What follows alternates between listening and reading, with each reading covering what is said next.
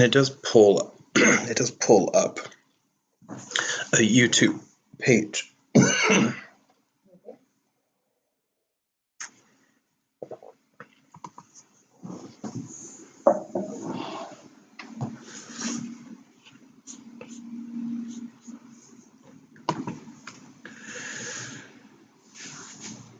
All right. I don't have an alert. Yeah, Mark Stephen Doss Masterclass Erie Phil Live.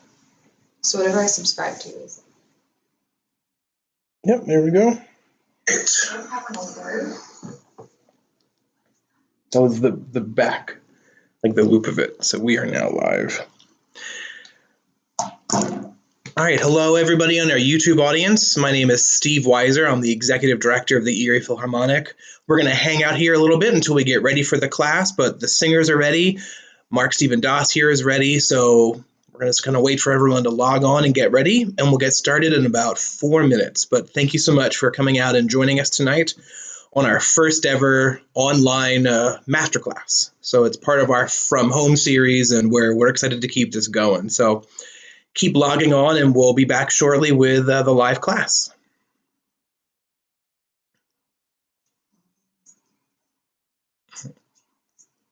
Mm-hmm.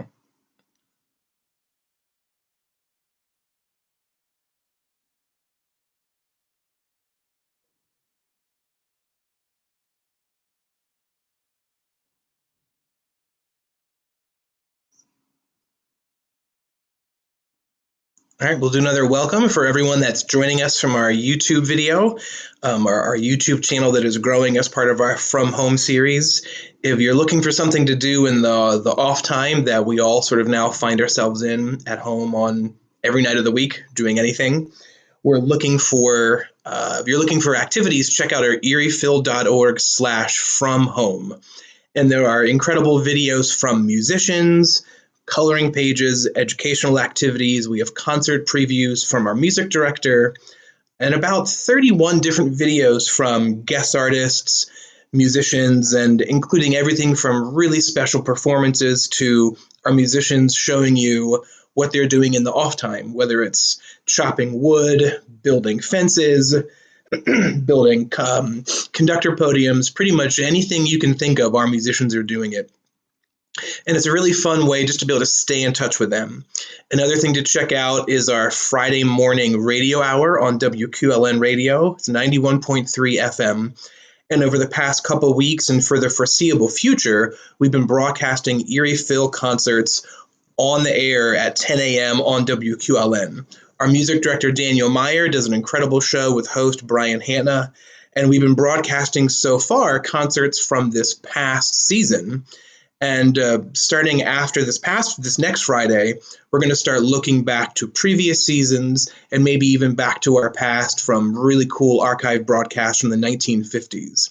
But it's just another way for us to be able to stay in touch with you, our incredible audience, that we miss being able to do live concerts. So our From Home series and the WQLN radio broadcasts have really been a special way to stay in touch.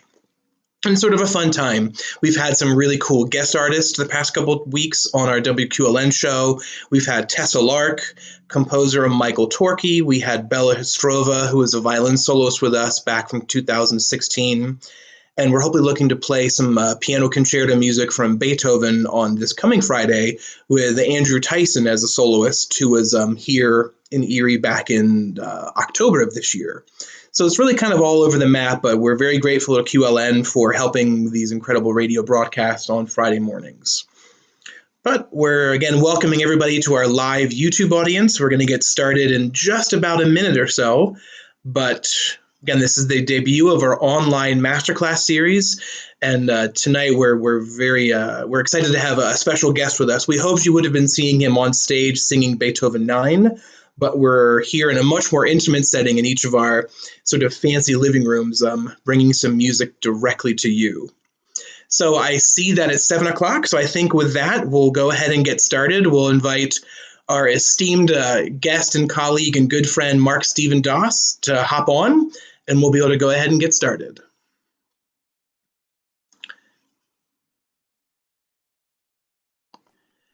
Hey, Mark, how are you? Not bad, not bad. I thought I'd start with my Darth Vader sort of impression. Huh? No, we're going to do the good guy stuff here. We're not doing the evil one. Okay, we're going to work this. Good to see you. You too, Mark. I wish I could have seen you on stage belting out Mein Freude, but here we are instead. Exactly. Yeah, that's fine. So we'll make it work, make it happen. Exactly. So, Mark, can you just kind of give a little bit of background about yourself, maybe how you kind of got started in singing a little bit, and then maybe go on a little bit about your career, and then what are you doing now to stay busy in these crazy times? Right. Well, I started out singing. People ask me, how did you ever start singing? And I had a nice teacher in my elementary school. I was in the fifth grade or so who wanted me to try out some singing. And she said, sing the song. It was, oh, the Wells Fargo wagon is a coming. She said, oh my gosh, that's beautiful. You can go to New York right now and make a lot of money. So I never sang again after that. That was just, I did sports. I did basketball, tennis, ran cross country, played some baseball, and another track and field. So that was kind of my world. And then later on in high school, late high school, I had to drop back a little bit, so I had to move out, and I got some extra credits. They said, "Well, how about drama? That's a little extra, a couple of 20 points. How about music, singing? Do you know anything about that? Can you do chorus? Choir?" I said, "Yeah, sure." So he started throwing those things at me. And next thing you know, my drama teacher said, "We're doing Godspell. I hear you're in the chorus. Can you sing something?" So I wound up doing the sort of the John the Baptist. Prepare ye the way of the Lord, coming from the back of my auditorium in Cleveland. And then I wound up doing that at La Scala in Milan, John the Baptist and Salome, right? I remember Lauren Mazel came back and congratulated me on my work. That was back in 2007. So that was like full circle from where I started out, but some good training programs, summer training program. I did an original adaptation of The Wizard of Oz, The Wiz That Is. I wound up playing Daniel Gale from Kansas because my voice projected well, and then we had interracial, all kinds of different people. The wizard was actually a female, so it sort of switched around. So I went from there to the seminary, Catholic seminary, and first thing they had there was a Man of La Mancha. So they had a senior there was doing the Dawn already. He had been established. I'm just a freshman in the seminary, so. I wound up, they wanted to cast me as Sancho Panza because the voice was strong. And I said, no, I want to do the Padre. I got to get typecast. I'm in the seminary. So I wound up doing that and wonderful Latin stuff. I was taking Latin at the times, De profundis clamoate. So, that was sort of the launch of it. And then the person at St. Joseph's College, this is Rensselaer, Indiana, where I went to the seminary, just south of Chicago, where the Bears used to practice on that campus to keep them out of trouble, right? Right. Brian's song there. So the movie was there. We saw the movie when we first came into campus. Got it. Okay. With Yeah. Brian Piccolo's story, Gail Sayers. So that was cool. And basically, the head of the department music was a graduate of IU. And, he's always talking about IU. I went to many different graduate schools. I tried Cincinnati Conservatory, Illinois Champaign, and then I went to Indiana University, Bloomington. And, I sang for them. I thought they say, get over there with the other 100 that we just sang. Nice, we heard nice voice. But to the contrary, they say, oh, gosh, we were really eager for you to get here. So I did, six roles when I was at Indiana for my master's degree. And worked with some fantastic people. Walter Castle teaching. He sang with Beverly Sills' Ballad of Baby Doe. And Nicola Rossi Lameni, who sang with Maria Callas. I studied with him and did a lot of opera workshop with him. He directed me in actually one of his first directing debuts, which was the Barbara Seville. I did the Bartolo for that. So it's a lot of different Buffo stuff. So Pasquale I did there, Mephistopheles. Right. So I had a great run at Indiana until I got out of there. Went to the Met. My first job was at the Met doing a cover for Samson, the Vickers production that they had at the Met. I was doing in Chicago. They heard me, brought me there, and other things sort of built up from there. And that good year of 86, 87, whatever it was, it's only a couple years ago. And, a Grammy's still a Grammy. Right. Yeah. I mean, that happened about 3 years after that, 4 or 5 years after that in London, doing the Semele, which is with John Nelson conducting that won the Grammy Award. So I'm pleased to have had a great career. Again, 8 performances, 8 major roles at La Scala, and 19 or so at Chicago Lyric, and and here, there, and other places, which I've been pleased to do. Verona. I did Escamilla in Verona, so the big arena outdoor, which, you know, they're still doing outdoor things now, which is kind of the safe route, I guess. We're still thinking about. Unfortunately, I think Santa Fe just had to cancel their season, but you know, other things are on the horizon. We're finding ways to make this happen. I hear some Exactly. really innovative things in Tampa, where I have a residence there now. My wife works for Opera Tampa, and they've come up with some really innovative ways to make this happen. I think other opera companies have actually tied into the possibilities of how they're going to make opera come back and be safe for everybody. Right. Interesting. No, and for those that don't know, in our Erie audience, Mark was supposed to sing the baritone solo role in our Beethoven 9, the Ode to Joy concert that we unfortunately just had to cancel. But as we've always said, that is definitely something that we are not going to leave unperformed. So we're already working on plans now to be able to do the concert and actually bring Mark back for that. So we'll all have a chance to see that concert happen at some point. We're very excited for that. And I'm doing a little bit of a program each week, Sunday at 1:30, 12:30 Central Time, 1:30 Eastern Time, about, you know, 4 selections or so that I've been bringing up. Went to do 4 sort of programs of 4. We just did the last 4th one, but now we're going to continue on with some more until we get some feedback that says enough is enough. We're trying to do a lot of inspirational songs and things that really make people feel okay about being at home so much. And, right, exactly. You know, heart and soul, it's called, basically. And so how can we find that if any of our audience wants to see that? Yeah, go to my my webpage, my professional page, which is the msdos.com page, and the Facebook page. It's a reference there in past ones that are there as well. That excellent. Yeah, something hopefully people will want to see. Definitely. All right, do you want to go ahead and get started? Yeah, let's get started. Yeah. All right. We'll hide ourselves, and Susie, whenever you're ready. Okay.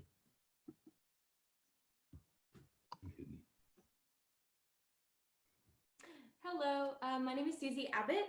I am currently trying to complete my BM in music therapy at Sam Houston State University. I just finished my 2nd year there, and I'm taking voice lessons under Dr. Wesley Lawrence. And today I will be singing Chacun le sait from La Fille du Régiment by Gaetano Donizetti.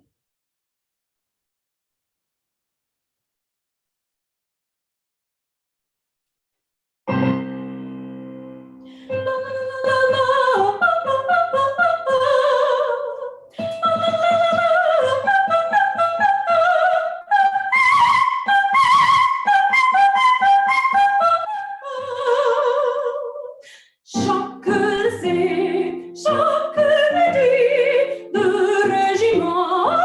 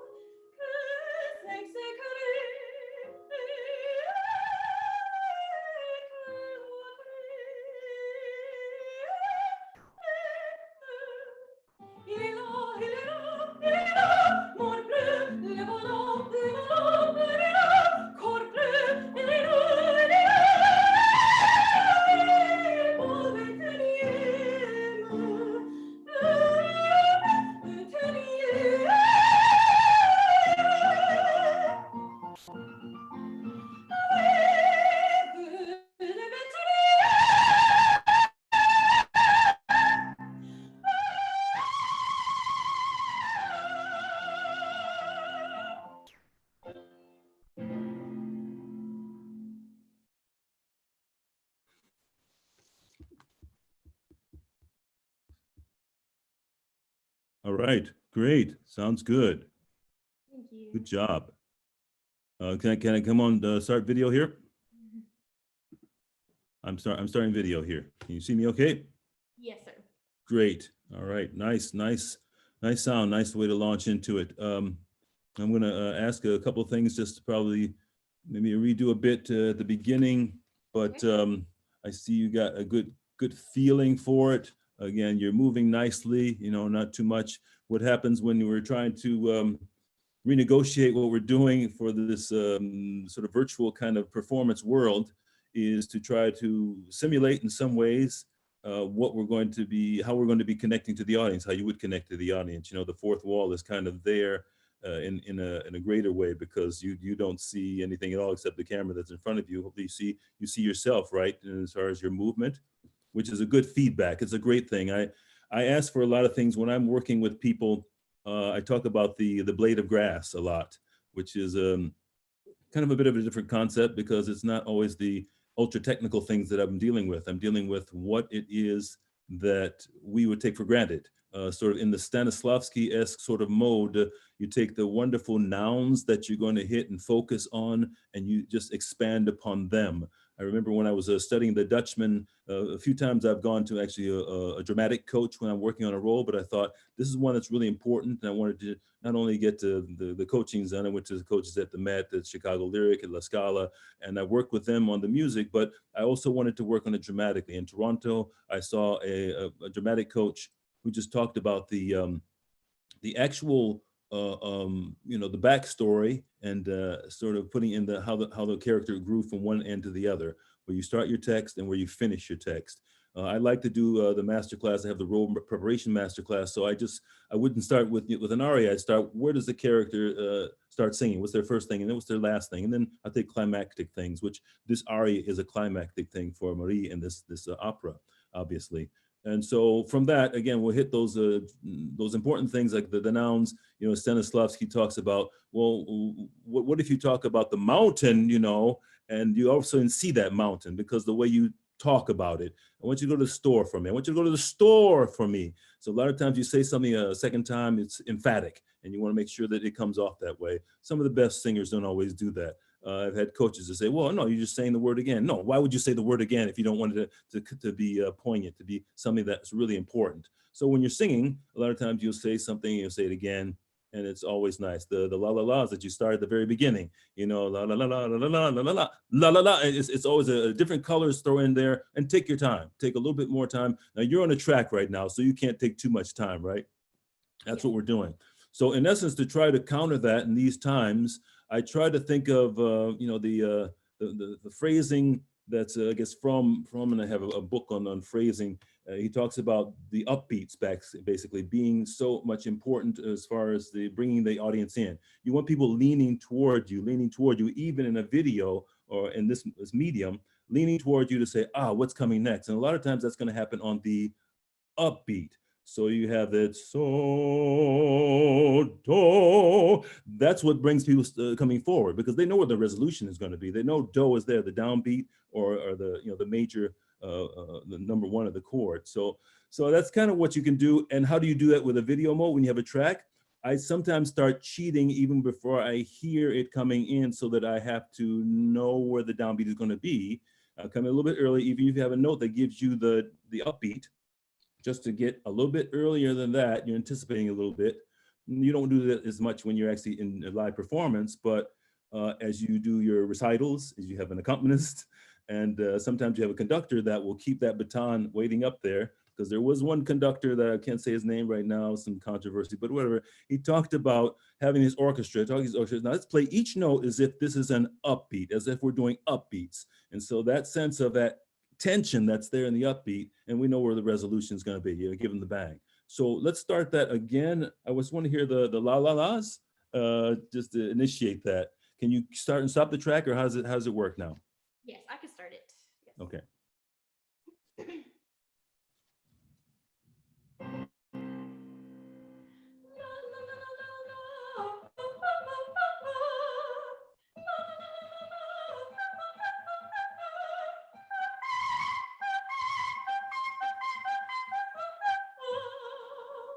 Okay, let's hold there. Can we stop there? Okay. Try it one more time. Now, what are the different things that you have in order to, the tools that you can use in order to bring this out? It's a la, but you can give an extra la, la, la, la, la, la, la, la, la, la, la, la, la, or the first one just la, la, la, la, la, trip it off the tongue, and then the second one a little bit more la, la, la, la, la, la. So give me a contrast between the two. You have like almost 3 sets there. Give me a contrast between these 3 sets. I like threes, you know, because that gives a little bit of variety. And you know that it's not always going to be the same. So your emotions come through this. I did a Pergolesi Alleluia recently on online, and I think it's probably still there. But I give an emotion to each phrase. When I have people do the role preparation, I give a phrase for each. I give a number for each phrase. I did a Rigoletto just a while back, and I had 291 phrases. So I count out each phrase. So these phrases have la la la la la la la la la, and you stop on that quarter note. So basically, that's kind of a phrase. Then I give it number 2, la la la la la la la la la la la, and you stop there, da da da da da, and you start the top note. So I mean, that's kind of a set of 3. Let's try to do that and give me something more emotion that's different than one to the other. I mean, she starts out tentatively, right? She has to give this explanation about, you know, being the original. I have to talk to these guys who are just sitting around saying, well, what are you going to give us? So it's already very tentative that you start, or you can start then more profound, and then you say, well, I'm going to give it to you now, you know? So whatever your moods are, give me a 3 mood in that, and just try that one more time.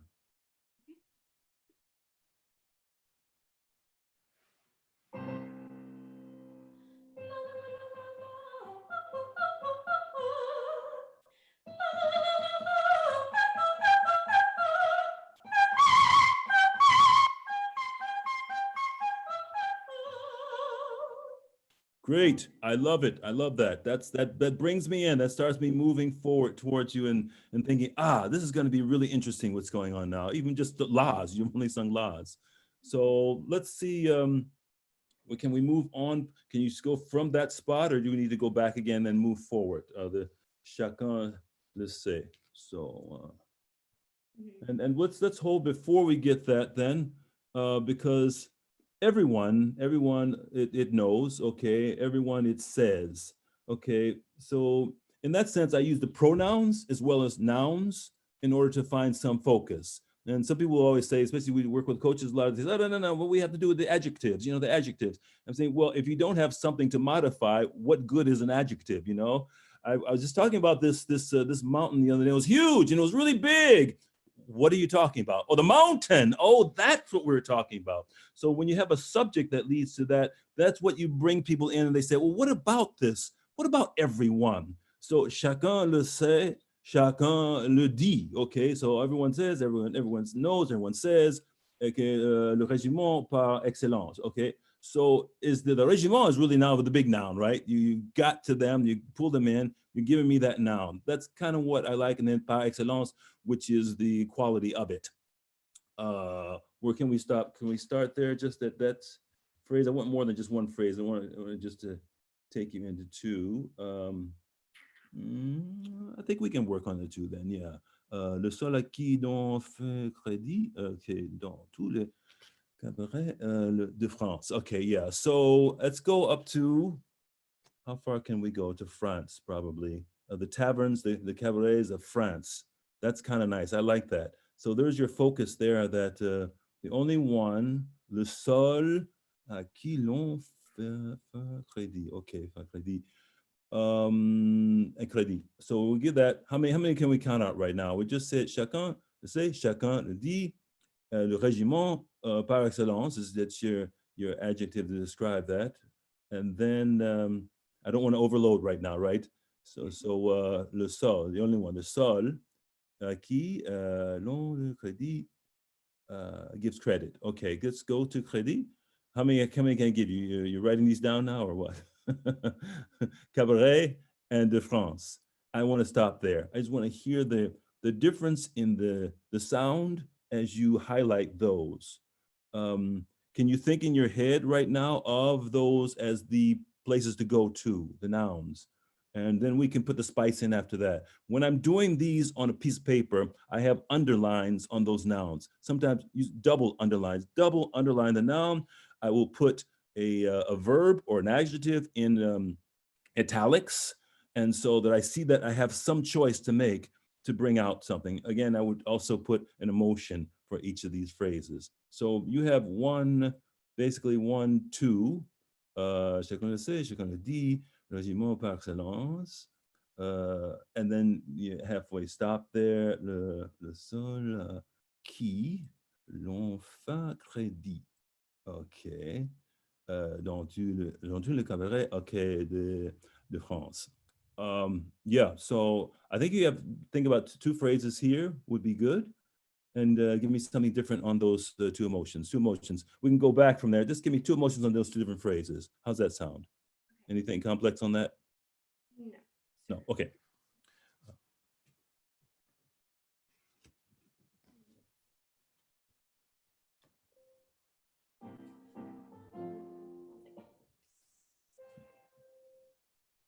Chaque le sait, chaque le dit, le régiment par excellence, le seul à qui l'on crédit dans tous les cabarets de France. Yep, stop there then. And how do we bring out those other than to try to elongate the vowels? So you're using a rubato very much when you have a track you're singing back to, a rubato that has you cheat into the words as you do even with an accompanist when somebody's following you. And then you have to tell the accompanist, no, I'm cheating into this loud up, so don't go exactly with me. Know that I'm giving some space here. That's not an easy thing to do, especially when you're working with a live person. They're thinking, oh, I have to follow everything you do. So if you let them know ahead of time, no, I want you to come in slightly after me and then a little bit before me. And that's how we get our phrasing to be quite interesting and different. It's a live way to go. So chacun le sait, chacun le dit. You understand what I'm saying? Now you can highlight that chacun. And that's a nice way to give that little extra on the consonants going into that. Le régiment, par excellence, excellence, excellence. Again, a little bit more L. You have some liberties here as far as using the consonants. It's not as always as strict as what you have in French, in Italian, excuse me, and sometimes in German as well. So you can play with a little bit, Cabaret de France. So yeah, get to the end again and give me a good on France because you have a quarter note there, so you can play a little bit. France. We work with accents. You work with the different things they're trying to do with the dynamics I always will bring up, which is the the dynamics, the articulations, and the colors. Those 3 elements that you can always work with. Say, well, what am I doing with this dynamic? How much am I moving through with a crescendo, and how much am I coming off with the diminuendo? And then you have to talk about the articulations. But for right now, let's try that again. And again, a little bit more, using a little bit more chacun the second time you're saying it, because you're saying the same word again, right? And it's more interesting when you bring a little different something to it. Let's try it again, same place. Do you want to start a little earlier than that? Because it's kind of hard right on that spot in the track. How does that work? Let's see.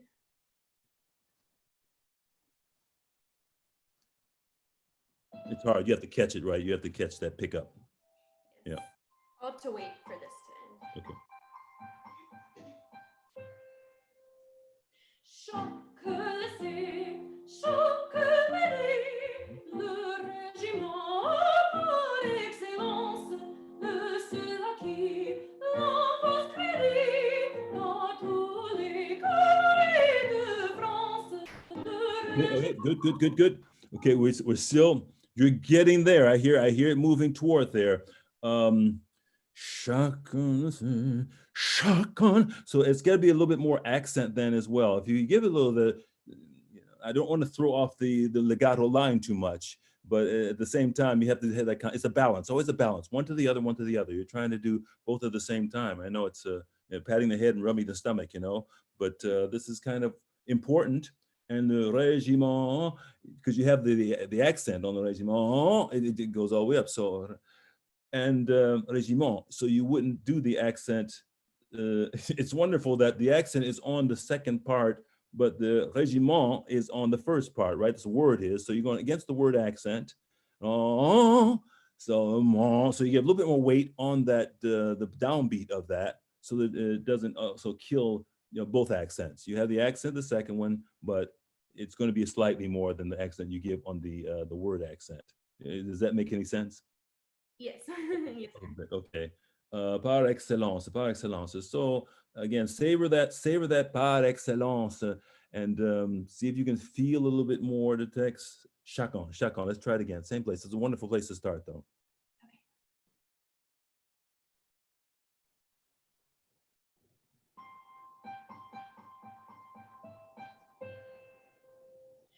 Chaque essai, chaque idée, le régiment par excellence de ceux-là qui l'ont proscrit dans tous les cabarets de France.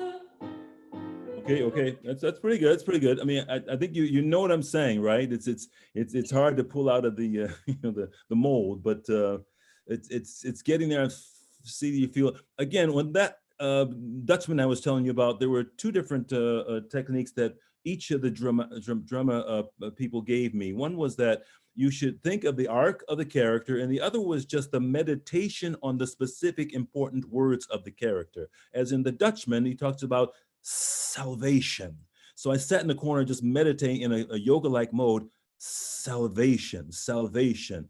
He comes out, the time is over. Die Frist ist I remember my good coach of La Scala says, give me the best R you can get, because that Frist ist and that started the whole thing with people pulling you in. Again, that's like that upbeat in a way of a word that you can give. And you have that chacun le sait, chacun le dit, that'll bring people in. And you hear it over again, and the régiment is really important. So that's the first time you really hit something. Régiment, da, da, da, da, da.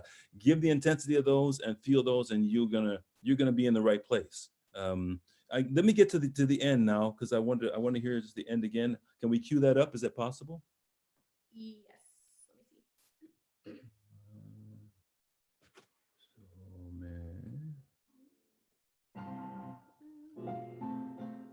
Mais de la beauté bien suprême. Yeah. Woman is best. Woman is best. Where exactly did you want the end? Let's see where we can go to the ending phrase, which would be, I have some measure numbers of your page here.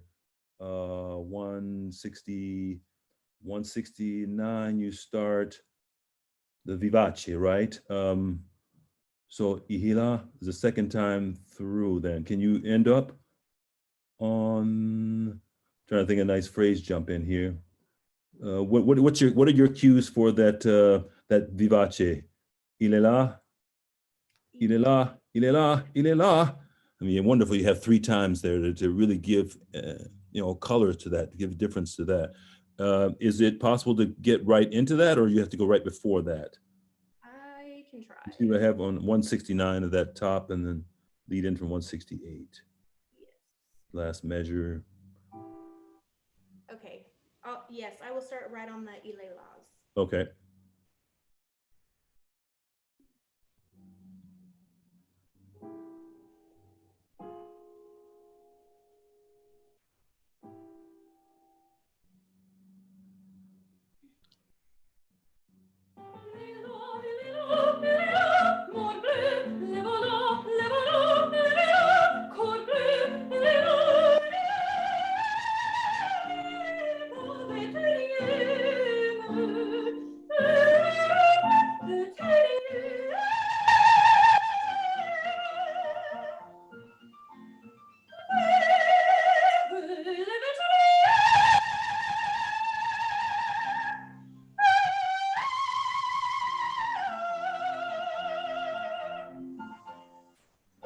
Okay, that's pretty good, pretty good. So again, I like the emphasis on the 1, 2, 3, even if you have to start a little softer on that, to give me that crescendo, give me that sense of going from one place to the other. And when we have the more bleu, that the devil makes, it's a little bit more color in that even. That's really what can you bring to that would be quite disdainful in some ways. There he is, good Lord, there it is, good Lord, you know, there it is, the grand 21st, you know, then you're giving a tribute to them, right, to the regiment. So this is and a wonderful triumphant, you know, the hands out. I think you gave me that the first time. So let me try to just expand upon that. Had a wonderful director in Houston, Morton. I remember we were doing the Florencia and Amazonas, and I have a wonderful thing where I'm doing the river god, and I'm on the deck of the boat after this huge storm has passed, a big hurricane, and here it is, you know, Rio Lobo, the river god. He's on the deck, and he says, you know, his arms spread out, and he's saying, Amazonas, talking about the Amazon, you've saved us, oh my God. But it's that stretching that he wanted me to do, that really going out, more. I said, okay, I'm giving you life. He said, more. He said, more. I said, more? How much more can I give? You know, that sense of Ralph Cappuccilli I had when I was in undergraduate. He was a distant cousin of Piero Cappuccilli, the great baritone. And he would say, you don't know how much you can give. There's so much inside you. You've only given this much. So that's a sense of really pouring out. And you always have people that will tell you it's a little too much. But you know, I hear it's too much way on the other side that people, you're not giving enough. So go for it this time. And start slowly, more bleu, you know, so give me some really colors, go for it. Same place, be great.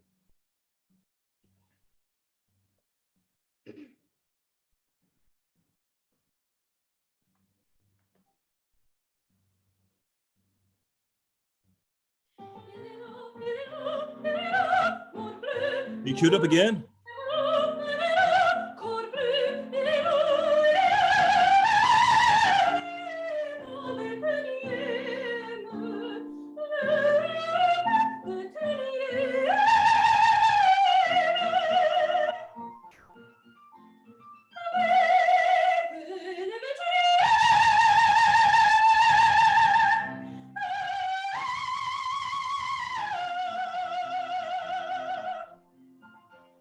Okay, it's better. No, really it is. One more bit of, I want to give you one more try. I'm giving you one more try. Again, start a little less, as little as you can. You're almost whispering until you get into the next one. All right, we're almost done there. One more time. I think we can give it the best try, because I hear one more shot. Cue up in the same place. Is that possible? Yes, sir. Okay, so as you progress through, give me a fixed place for the regiment. I like in the room, put them to the right or to the left and gesture to them as you get your top note. See them actually wherever they are, but one way or the other. Give me left or right. It's your choice. I mean, you're sort of in the middle right now. I want you to really give it to them, you know, wherever they are. Give it a last shot.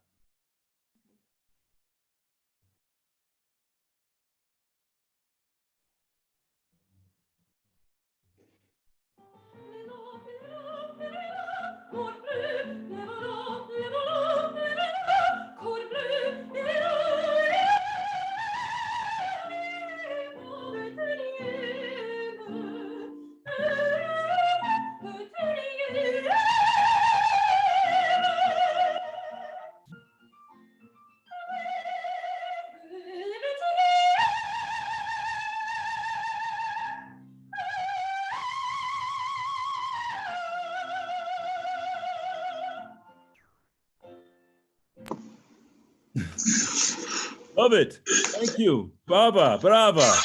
Well, and keep feeding on that. I love the direction. That last little direction of a different angle that you're focused on that place, even more so. And lock and keep that arm out there at the end. Don't let it drop. Let that whole accompaniment finish out, and you're just locked on the spot to them. I love it. Fantastic. Thank you. Brava. All right. Thank you, Susie. All right, Mark, I think we're ready to go on to the next one. Okay, fantastic.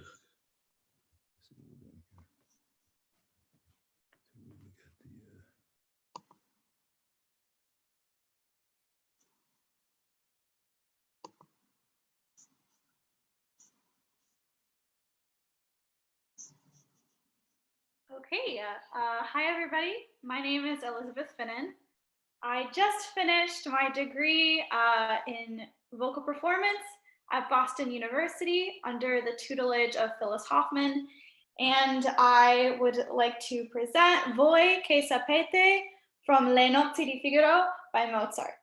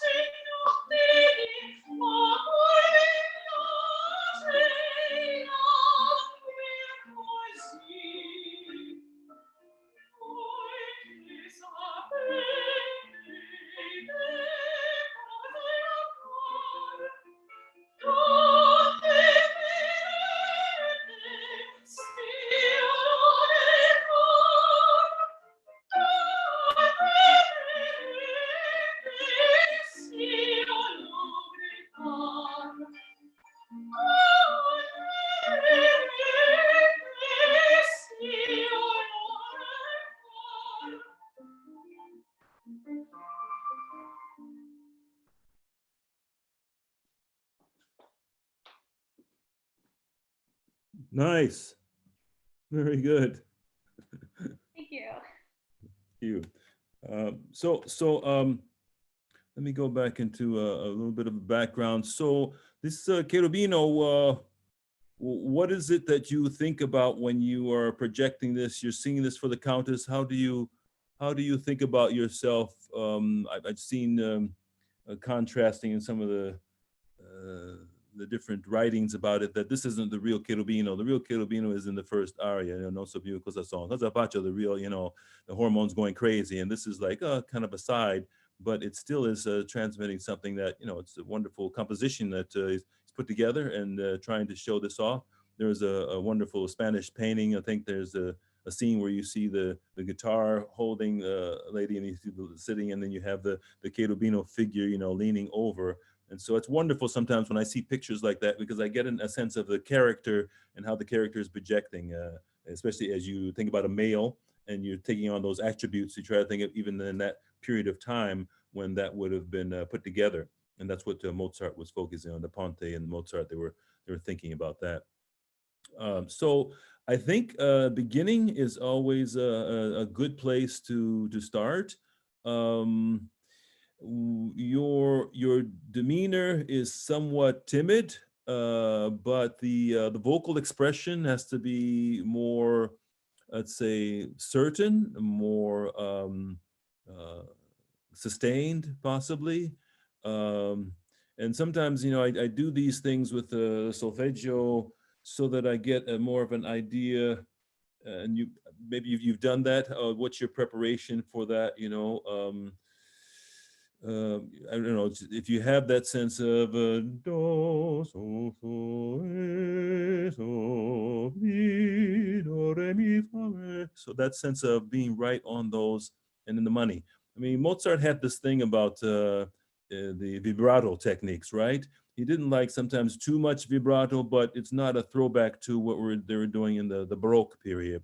So he called it natural. It's just natural. It's a natural sort of vibrato, but we now know that's a little bit off of the strings a little bit, and the motion is not as quite as moving, but they did still, did a little bit of vibration. So sometimes I do that just to test vibrato as they're doing with a metronome.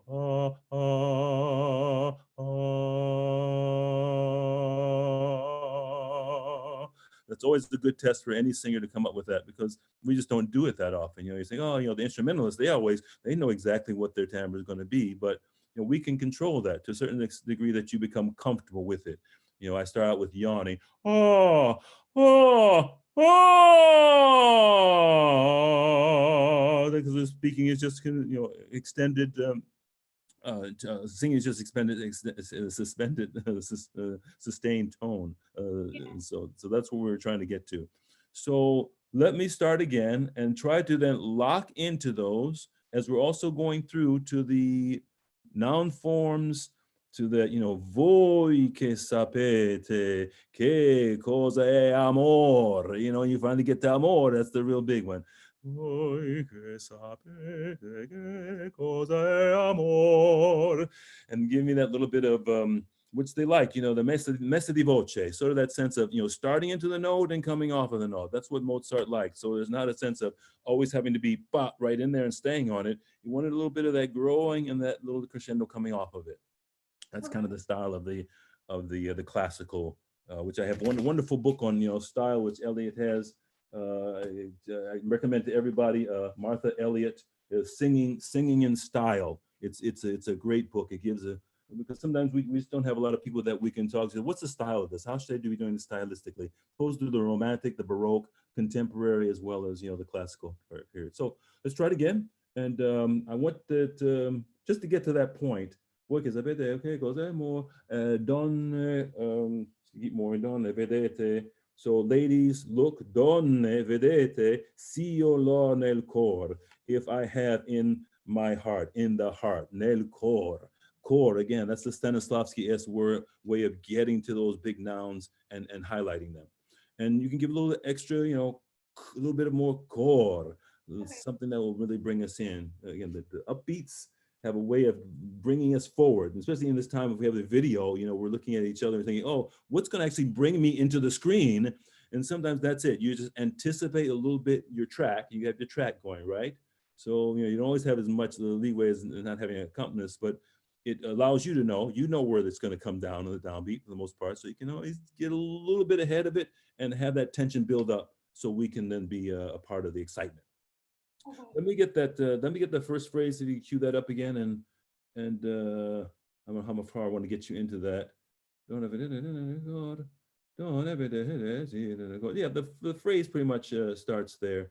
I mean, when I do the phrases, I was talking about earlier. I was talking about Rigoletto. I just did, and I gave it 291 phrases. It's a lot of phrases in Rigoletto, and sometimes you use the commas. Occasionally, if there's a musical phrase that goes against an actual linguistic phrase, you might extend it. You might say, well, let me put 1 point A and then a 1 point B. So it's still one, it's still your one phrase, but it's a part of that phrase. So I don't always cheat it. I only have 1, 2, 3, 4, 5, 6, 7, 8, 9, 10. And then I can cross-reference those when I have to go back and say, well, what phrase did I not get right? Oh, I remember it was number 6B. Then you go back to it. So that's kind of the system I use to have a quick access to what I want to work on. So for now, let's work on those. It's basically a one phrase broken into two, and because we have the same words throughout. And again, the same words have to have different inflection, more accent, more dynamic, and more color. So let's try that. Smooth at the beginning, and then you can give it to the other elements. Is that too much? Does that sound right? No, okay. Great. Okay. Let's give it a shot then. Cue it up again. Thank you. Okay, you got it.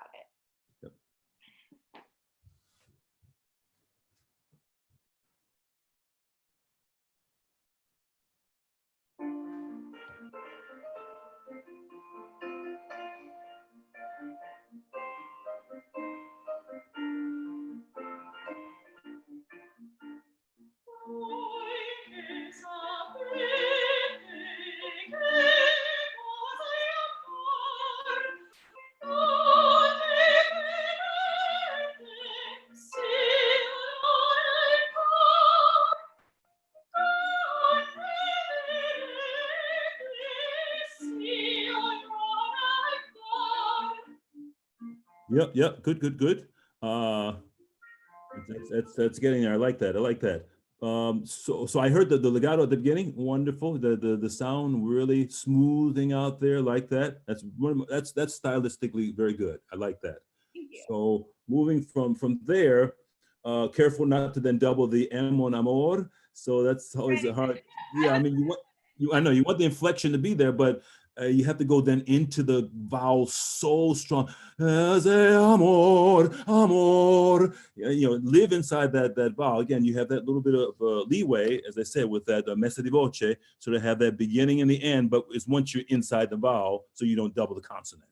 So that's all for that. But otherwise, after that, donne, then you had to get donne. You can give a little bit more of the D, especially the second time you do it. And then il cor, the last il cor. Again, that's again that messa di voce. You can really cor, but don't let it go in such a way that the intensity drops. The cor is still there. You're coming off of it slightly, but you're not changing the intensity. Your intensity is still growing. It's coming off. So does that make sense? Absolutely. Okay, let's try it one more time because that's nice. I like that. One more time and Great. we'll get it.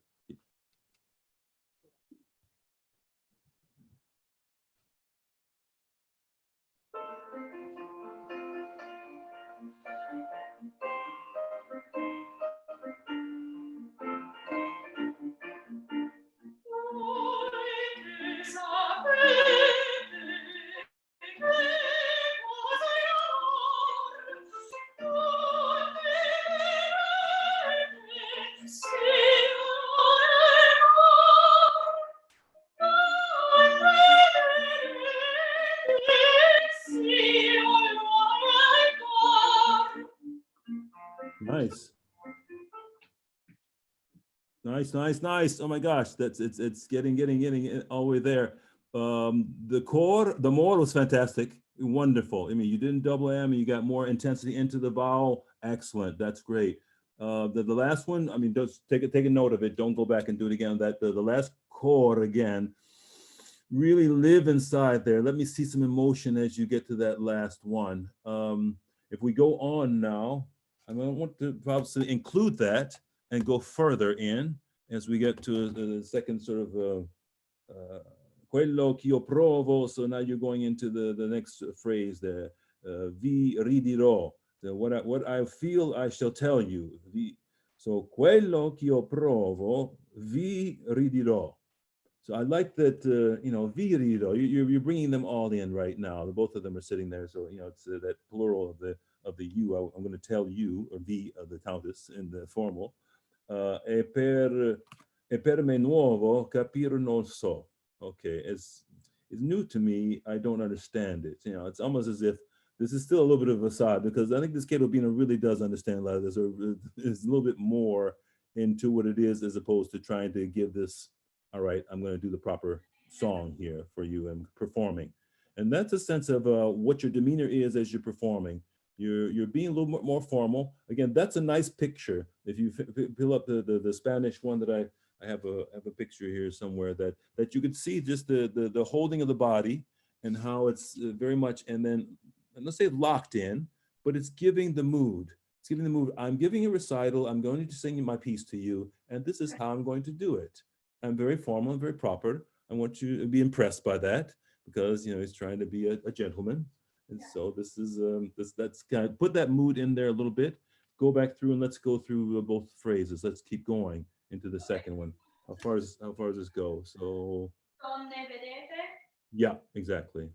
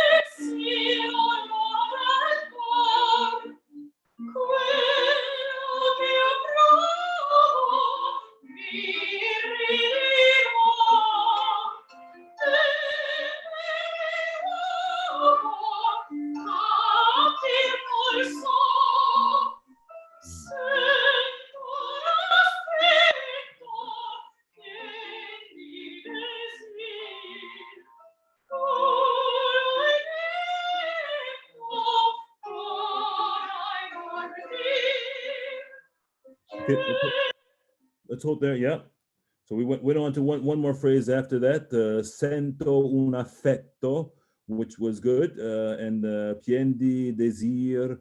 So I mean, you're really getting into those things which are similar to where you were in the first aria, basically. Sento un affetto. It's like it's leaking through. I mean, you composed this little song, but now you're getting a little bit of those elements that came through in the first, because that's the Rio Cherubino. So you're kind of trying to hide them in some ways in the guise of this wonderful formal song that you put together, but you really are, you're doing a couple of things at the same time, I know. But it sneaks out, and we can see that coming out of the corner of your eye occasionally. That's kind of it. It's kind of the corner. I'm singing this formal thing, but oh, this is how I really feel. But now I'm going back into this formal thing. But oh, this is how I really feel. So let's see a little bit of that going back through, and then that'll affect the sound. Because when some people say, "Oh, geez, you're not just focusing on the sound," it's not always about the sound. A lot of times, more than 50% of it is about how you feel as you're singing the notes. And then all of a sudden, wow, you felt the way that was different, was contrary, was contrary to what you were doing the beginning of it, and becomes different. It becomes interesting. Can I understand that? Does that make sense? So let's do that again. The same place we can end, but sento un affetto. That's really. Sento un affetto pien di desir. It's like, oh, geez, I wish I could get out of this song that I put together, because I really want to get back to the real stuff I want to think about. So try to get that formal pose, and then get a little aside to, what you're really feeling and thinking. How's that work? All right, we'll try it. All right, same thing. Thank you.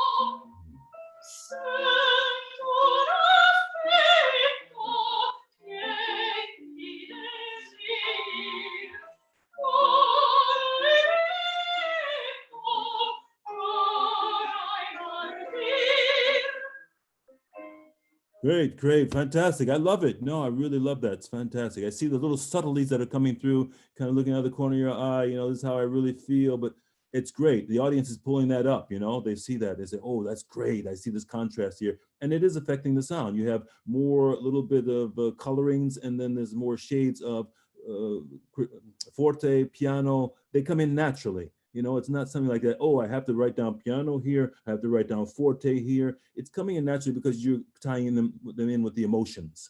And that's what I'm getting. And that's interesting for me. That's what makes Mozart really interesting, because he was an emotional guy. He wants those emotions to come out. And you're hitting your notes that are leading tones really nicely. I don't have to say anything to you, because a lot of times I hear a lot of Mozart. Sometimes the younger singers say, well, they're not hitting the Mozart. You don't feel those leading tones, and don't neglect them. You're bringing out emotion through those, because those are emotions. There's longing. There's the longing from going do. It has that sense of, I have to resolve this to something. It's like Mozart's father, Leopold, would come down, he'd play at the piano, that unresolved chord, and then Mozart had to get up and wake up in order to resolve it at the piano. He had to do it. Yeah. So that's a sense of what you're going through. I was in Salzburg, I remember when I was visiting for the first time, and I was just rubbing up against the walls, basically, trying to get as much, the Mozart feel as possible. And that's kind of the sense, and I see you have that. That's great. Want to move through? Let's, can you cue it to the next element? We're going to Gelo e poi sento l'anima avvampar. So I'm freezing, gelo. Again, going back to the O Cherubino from the first aria, and then I feel my soul afire, l'alma avvampar. Oh my gosh, avvampar. Okay, momento torno a gelar, and then in an instant I return to freezing. Yeah, great. Let's live that through. I don't want to stop you. See if we can go any further than that. Ricerco un bene fuori di me. I'm looking for something outside of me. There's a different, mood change there, almost a big one. again, I'm fighting inside this aria, but I really want to get out of it. I'm looking for something other than what I'm giving you right now, which is un momento, ricerco un bene fuori di me, non so chi il tiene, non so cos'è. That's a good place to stop right there. Okay. Does that make sense? Yeah. Okay.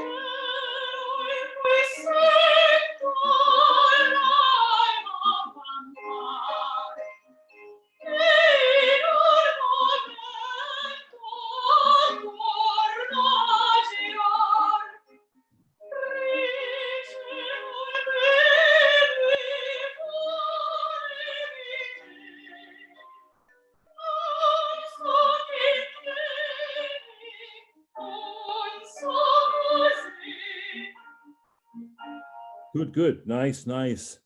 I like that. To throw in a little bit of struggle, a little bit of struggle, I think that's the word, because it's trying to get this out, but I don't know how to say it. Let's see, my own self is coming out of this. Even though I wrote it this way, I'm feeling something different now. Oh my gosh, what's going on? So a little bit of that struggle, that gelo, especially gelo, freezing. What kind of a freeze are you doing? Give me a freeze gesture right now. What do you think about when you say gelo? Yeah, that's a hold freeze. What about if you're actually freezing in a really cold locker? Somebody just locked you in a locker. Oh, that's a J-Lo, but we're talking about a different emotion of J-Lo. How about the two of them together? What can you do with the two together? Give me a J-Lo freezing inside of a cold locker, but at the same time, J-Lo is if I'm just frozen with fright. J-Lo, yeah, that's nice. I like that. No, I like that. Good expression. Let's try a little bit of that. I mean, you have to experiment a little bit. You look in the mirror and you say, is that the right J-Lo? I don't know if it is, because it's freezing. Then I feel my soul of fire. So it really is hitting that sense of, I'm really cold now. I'm cold with desire, but now I'm on fire now. So you going all kinds of crazy. Let's give a contrast to that. Let's see what happens.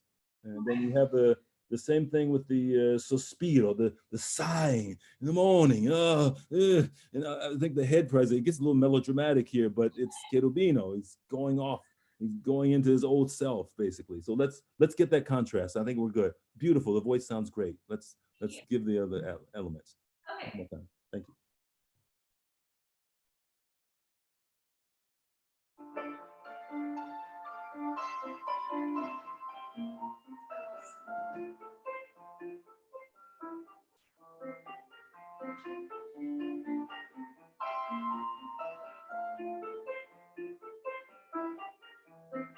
Oh, here it is.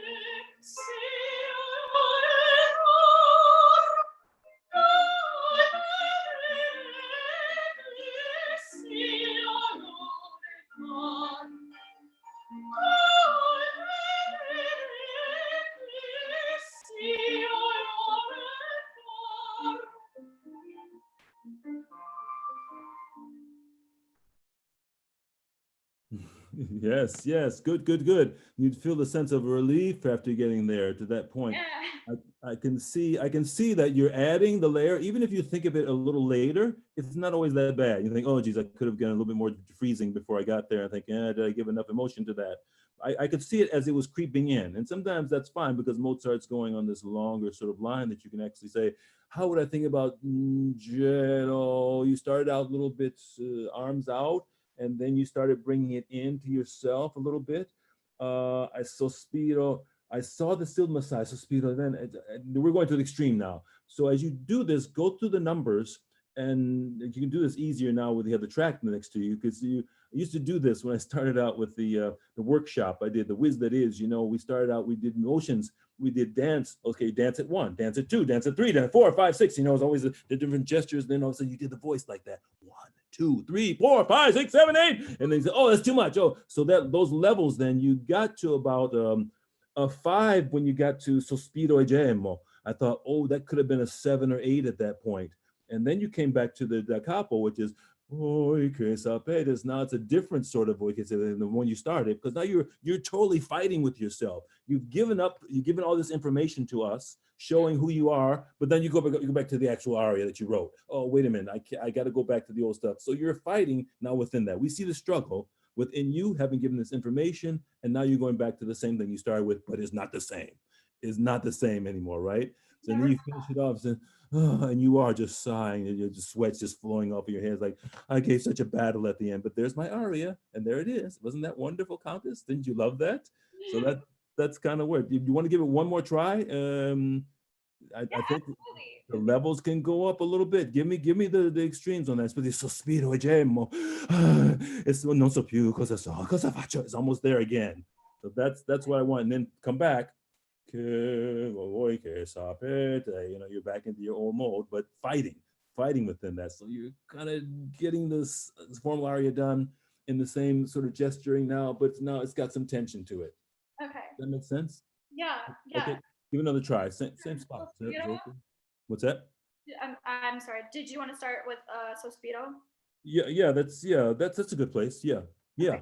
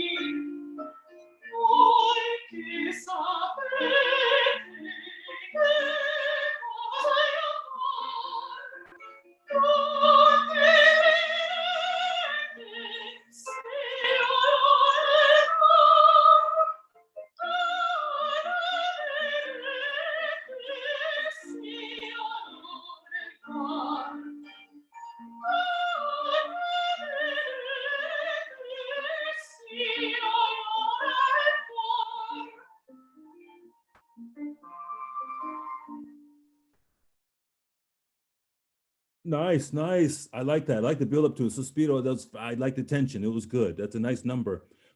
Going back, oh my gosh. Can we do this, that da capo right there? Voi che sapete. Because I think you were almost there. It's almost as if I need a look out of the corner of your eye. I know I just revealed myself to you, but I'm doing the formal aria right now.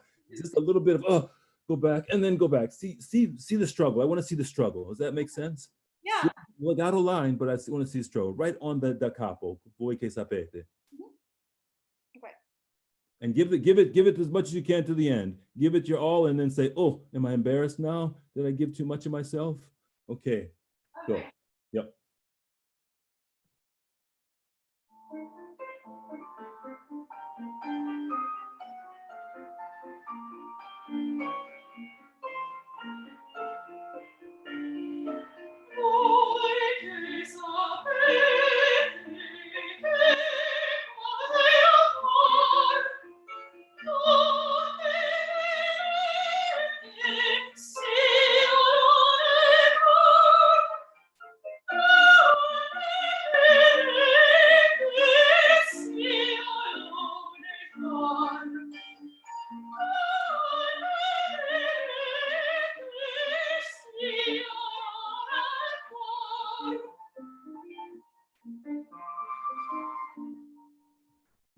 Yes, yes, yes, yes. That's it.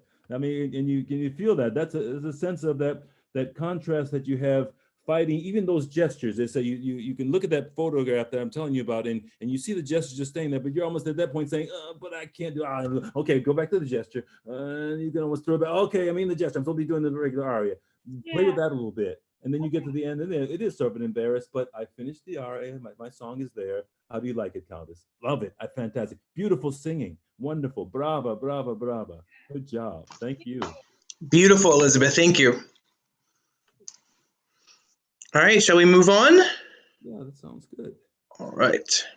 I'm going to mute myself or stop my video. Hello, my name is Eric Morgan. I got my bachelor's at Sam Houston State University when I studied with Dr. Wesley Lawrence, same as Susie. And in 3 days, I will be graduating with my master's of music from Louisiana State University, where I studied with Dennis Jesse. And today I will be singing Come Anape from La Cenerentola, Dandini's aria, and I hope y'all enjoy.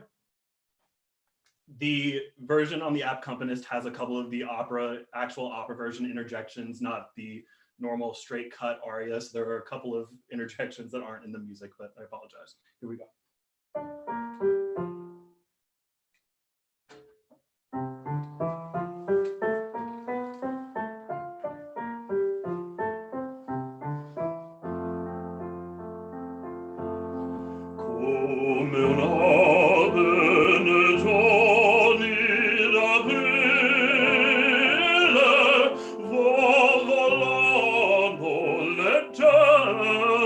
Scherzosa, corre al giglio, poi sol dalla sol dolce un fiore al cercare perse, fra le belle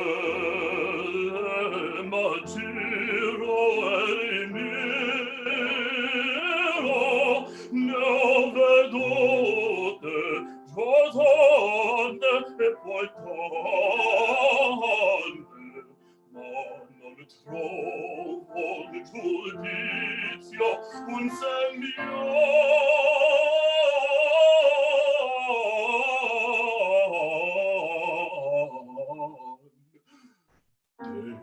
con squisito per me, un boccone squisito per me, un boccone squisito per me, un boccone squisito per me.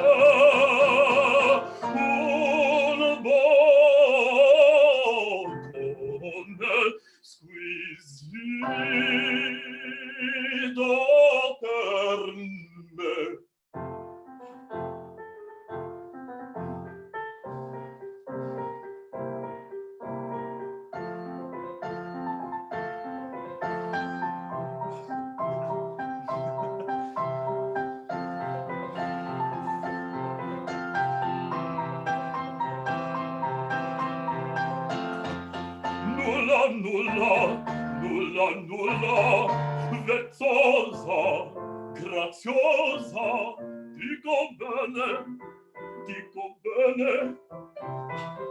son tutte papà, per niente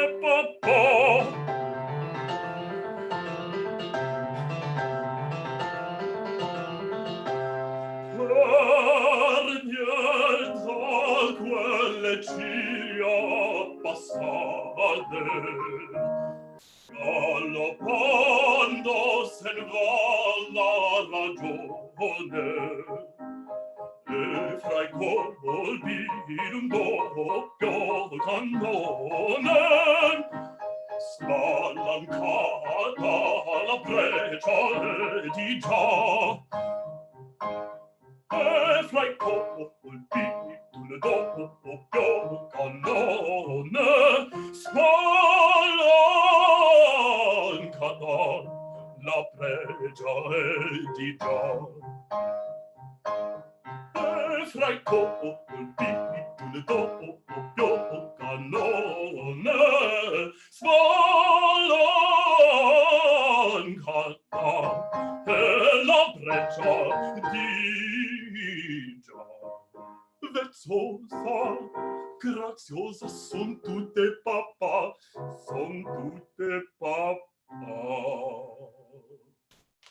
Ma il figlio della nostra commedia che tragedie qui nascerà qua, ma venire dalla nostra commedia che tragedie qui nascerà qua, ma venire dalla nostra commedia che tragedie qui nascerà qua, ma venire dalla nostra commedia che tragedie qui nascerà qua, ma venire dalla nostra commedia che tragedie qui nascerà qua, che tragedie qui nascerà qua. Per pietà quel gigli abbassate, galoppandosi dalla ragione, che fra i colpi d'un doppio cannone spalancata la brecialità, la finire della nostra commedia che tragedie qui nasce da qua.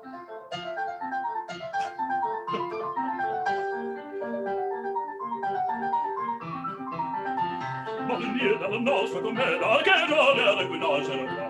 Ma venire dalla nostra commedia che tragedie qui nasce da qua. Ma venire dalla nostra commedia che tragedie qui nasce da qua. Che tragedie qui nasce da qua. Che tragedie nasce da qua. Che tragedie qui nasce da qua. Che tragedie nasce da qua. Che tragedie qui nasce da qua. Qui nasce da qua. Qui nasce da qua. Che tragedie qui nasce da qua.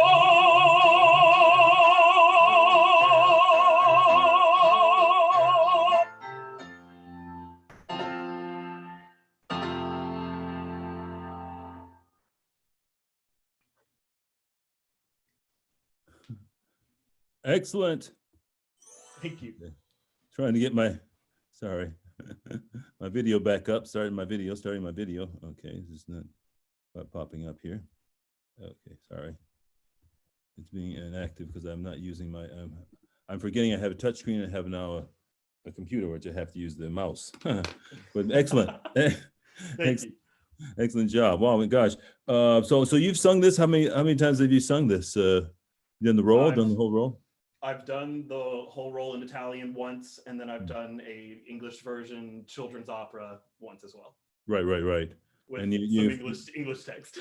Right. No, that's fine. You found that helpful. I mean, I was at Indiana when we did everything in English, you know, and I know that they do now in some of the original languages, and so it's helpful in some ways, especially with this type of repertoire that I found, because I did Pasquale there, I did Bartolo, and you know, that kind of the patter, the buffo stuff kind of works if you have an internal idea in your native tongue of how, you know, the text goes.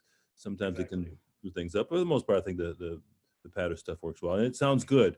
Thank you. Different contrasting maybe in the colors, you know, there's a lot of things that can be enhanced through that. Even at the very beginning, sort of, you have the text being the leggero, sort of that lightness there, that you might want to bring out a little bit more. And then be more playful. A little more playful, yeah. So a little playful, a bit more. Again, the articulation being very close. I had to, when I was singing, I did Alidoro at La Scala with Campanella. Then we did also in Chicago. I did it, and I wanted to do the whole aria. I remember he didn't want to do the uncut version because this is a long aria. I did that with Alberto Zeda. It was a Flemish opera, though. You know, he wrote with Philip Gossett. You know, they worked on the critical edition. So I worked with Philip Gossett, and I did all the different variations possible.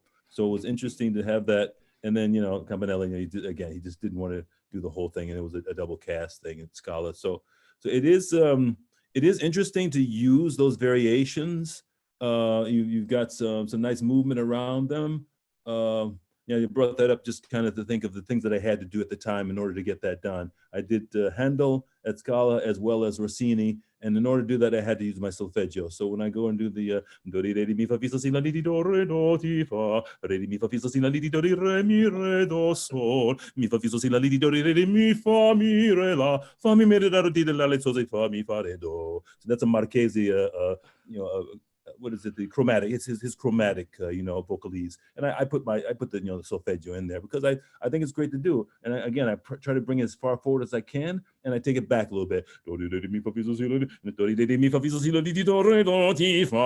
snarling through it just to see how the difference in sound can come through. But you're still hitting those notes dead on. And I do it with the bubbling. The bubbling apparatus too. Sometimes, I got the bubble straw here. A lot of the musical theater do these,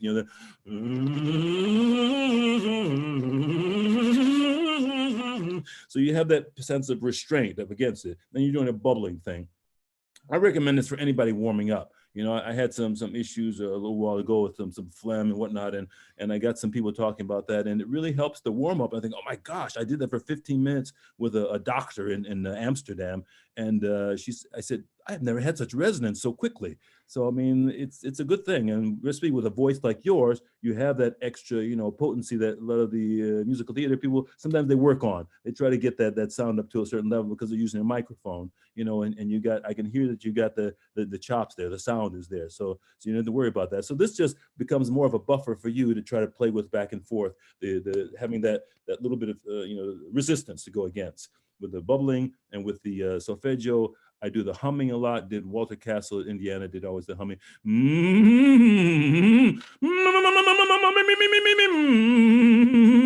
And inside that hum, you sort of have your resistance. So with the bubbling, that, and they got this, what is this? Have you seen this thing with the belt?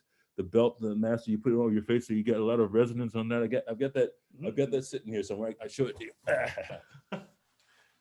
Okay, that's this guy. I picked it up at Juilliard, So you actually feel the resonance inside there, and you can blast away in your apartment, if you want to use that. I mean, not necessarily cheap, about $50, and you clean it out, you take it apart, and there you clean it out, but it gives that sense of resonance, You can hear me, but not like that, going back and forth. That's what I have to fight against. So at the beginning, let's try the beginning again, and give me a little bit of that, a little bit of that subtlety that you can when you're just working through the first part of it. I got my melodica here, so you can always do that,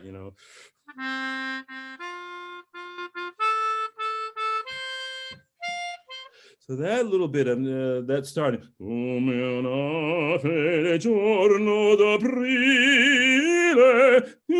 Just get that access just out of the top a little bit. And then you got your leggero coming up. And that's what we want leggero. I want to hear that lightness coming through. And you engage a little bit more your voice as you're going through, because I don't want you to start cheating it. I want you to give me the colors, but don't cheat the actual projection of the sound. Does that make sense? I mean, because you'll hear some people say, I've heard people say when I'm starting to sing, can you can give less of your voice? And I think not necessarily. You can color differently, and you still have your voice that you're using. We sing in big houses now, so you want to use as much of the instrument as possible, but you different colors, and that'll give the impression of you're changing the voice. You're not using the whole voice. I like colors, dynamics, articulations. And Rossini is all good for that. Let's get that first phrase going again. We cue that up. Okay.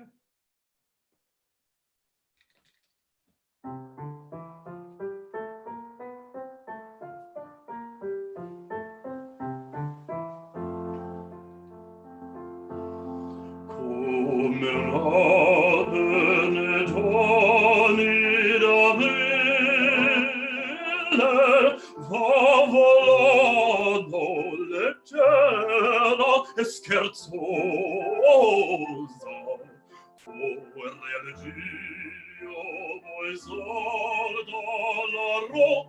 sordo dolce un fiore a cercare per sé. Okay, yeah. No, I like that. The sound is adjusting. You got it. I mean, you're giving a little bit of a melisma at the beginning on the C a little bit, just for an effect, or. Am I not starting right on the C? Well, yeah, you know, I didn't know if you were trying to put a little bit of a turn on there or something before you went up to do so do I mi. was not trying to, no. What's that again? I was not trying to purposely. Oh, you're not trying. no. Okay, that's fine, fine. Good, good, good. So really smooth that out with as much of that character that you just gave it, which was nice. And so I'm asking for three things: smooth it out a little bit more, give it the character. You came back a little bit on the vocal sound, but it projected really well. I heard, you know, everything there. Maybe I heard too much. You were saying if you gave a little extra, you know, turns here and there. But let's just try that bit because I like that. Leggero, leggera, I like that. Let's get the sound. Okay. Yeah. I need to let you go a little further in, but let's see if we can accomplish that. Come un api nei giorni d'aprile, va volando leggera e scherza. Okay. And a little bit as you get to the end of the phrase, which you got to the turn on to per se. Cercare per se. You can almost cheat a little bit in the re per se. Again, it's that sense of us leaning in, especially these times when we're using video, you know, there's this medium that you can have somebody lean into the screen because you're taking a little more time. You're cheating like came before in order to get to the say, a little bit more say, that you could actually do that. That wouldn't be a bad thing. You know what I'm saying? You're playing with it a little bit. You're doing a little bit of rubato within the context of the words. You know, if you say, well, this isn't the time of rubato, we're not in the romantic. I mean, you're always doing a little bit something with the words. I mean, they always expected that, even in the deep romantic period. So give me, let's get that again through that. From the beginning again? Yeah, from the beginning, yeah. Smooth that out. Give me the voice, not, you know, don't knock me over the head yet, because I know it's there. And you know, you're presenting your case here. Okay.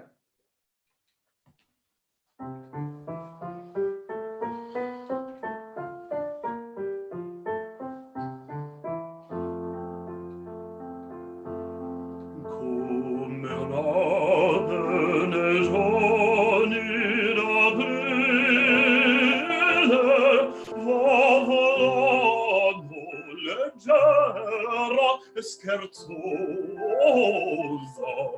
correr giro poi sorta la rozza, dolce un fiore a cercare per sé. Yeah, that's nice. I like the end of that. Good, good, good. Well, how much do you think you can actually cheat on those on the 6 and the 8? I'm not sure if you can cheat quite as much as trying to be as accurate inside those. And It's then harder to cheat with the track than it would be. Right. No, well, don't cheat. I mean, it sounds like you were trying to cheat a little bit on the da da da da da da da da da da da da da da da. How much can you get that? Just that dolce un fiore, because I want to hear that a little more cleanly. Does that make sense? Okay. Rosa, wonderful, wonderful. D. Queued up from where? What can you queued up right before that? Is it possible? Yes, I have a marking for Correal. Correal, yeah. Giglio, Correal Giglio, okay.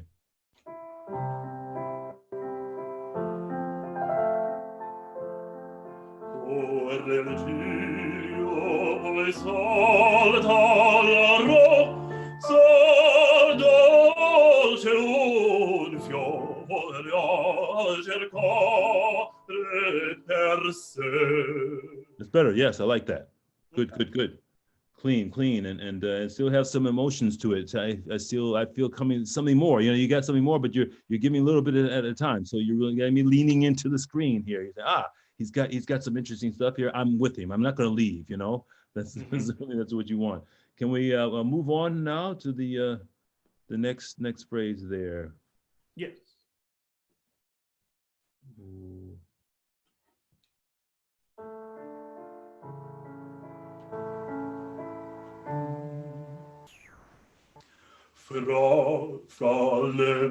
Sorry.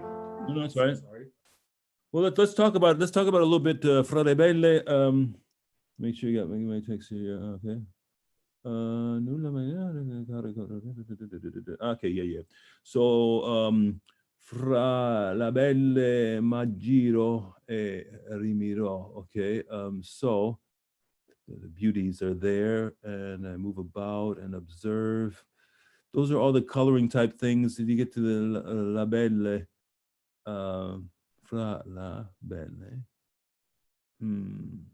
I have seen already many and the more. So veduto già tante e poi tante. I've seen many, I've seen more. Tante e poi tante.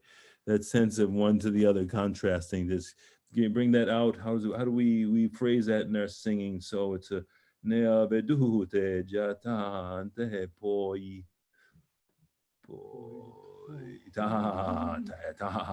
yes, you've seen many and then many. So they're really coloring into that. The first tante and then the long tante. Biante. How far can we go in? We can get finished to per me un boccon squisito per me. Un boccone squisito per me. Boccone. I mean, you have these wonderful reiterations of text, you know, in that sense of the second time I have to hear something else, and the third time I have to hear something even more. I mean, you don't say, I want you to go to the store, you know, hey, I want you to go to the store. I told you the other thing, go to the store. I mean, people don't just say, hey, can you go to the store? Can you go to the store? They don't drone it on because they say it another time because it's important. So, and they have to say it another way because they haven't gotten your attention. Somehow I've not gotten your attention, so I have to say it in a different way. So that's kind of the sense of the, you have a wonderful opportunity to do that. Let's try that. Cue it up and then go forward and give me that sense of contrast. Sort of if you're in a room, you can turn from one side to the other sort of to remind yourself. I'm singing the same word. What if I look over to the other side of the room and then I'll bring in another contrast? What do you see? I'm not saying I see the guitars on the wall there, but you got the board right next to you. Is that the periodic table or what is that? What is that? No, those are actually all guitar chords. Oh, guitar chords. Okay. Well, Yes. Take a look at the chords a little bit then as you're thinking, yeah, tante, I've seen them all. They're all there. Yeah, and maybe I think that'll affect the sound. Okay, I'm gonna cue it up right before Fra le Belle. Okay.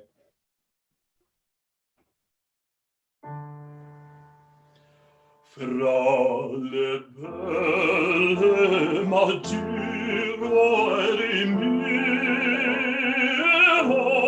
ne ho vedute già tante e poi tante, ma non trovo un giudizio, un temio.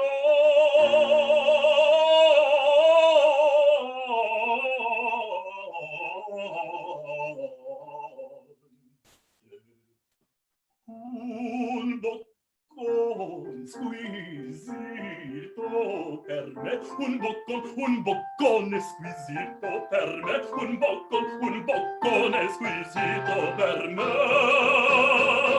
un boccone squisito per me. Yeah. Good. Right at the end, make sure don't try to double the cone boccone. That's so more intensity into the O. Un boccone.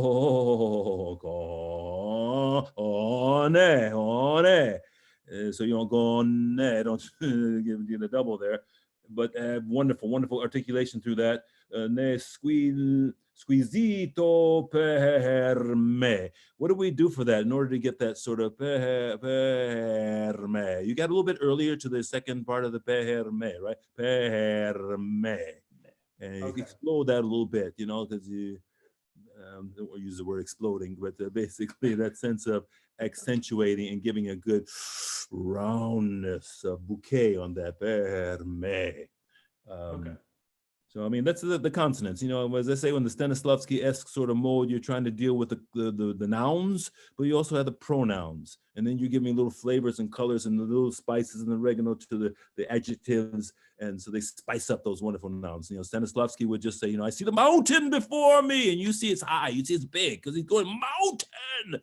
But people say, no, you got to say big mountain. You got to say that's a round mountain. You know, it says, wow, what, round what? I didn't hear what you were describing. You know, so that sense of you're getting to that squisito per me, and then we know you grounded back again. But a little bit of time to get into that. Bring us in before me. Oh, what were you talking about? Oh, talking about myself. Oh, that's it, per me. So I like that. Let's move on then. Keep that as a note. And let's see, I don't know, too much time. I wanted to get to the fast section of the fioritura. Vivace, we have a vivace in here. Ma il finir della nostra commedia. Ma il finir della nostra commedia. This is great stuff, huh? I mean, Dandini is such an incredible character. I mean, it really is. I mean, I love Alidoro because I like, you know, the spirituality. I mean, that aria that's only done, they found, you know, it's like, I say, oh my gosh, it was to die for. But, you know, Dandini is you know, one of those roles you think, oh, wow, this is great stuff. You know, it's one of those, the plum, you know, basically of the opera, I think. So let's just try that. Can you queued up before the Vivace? Is that possible? Because now it's a mood change specifically. Finire della finire.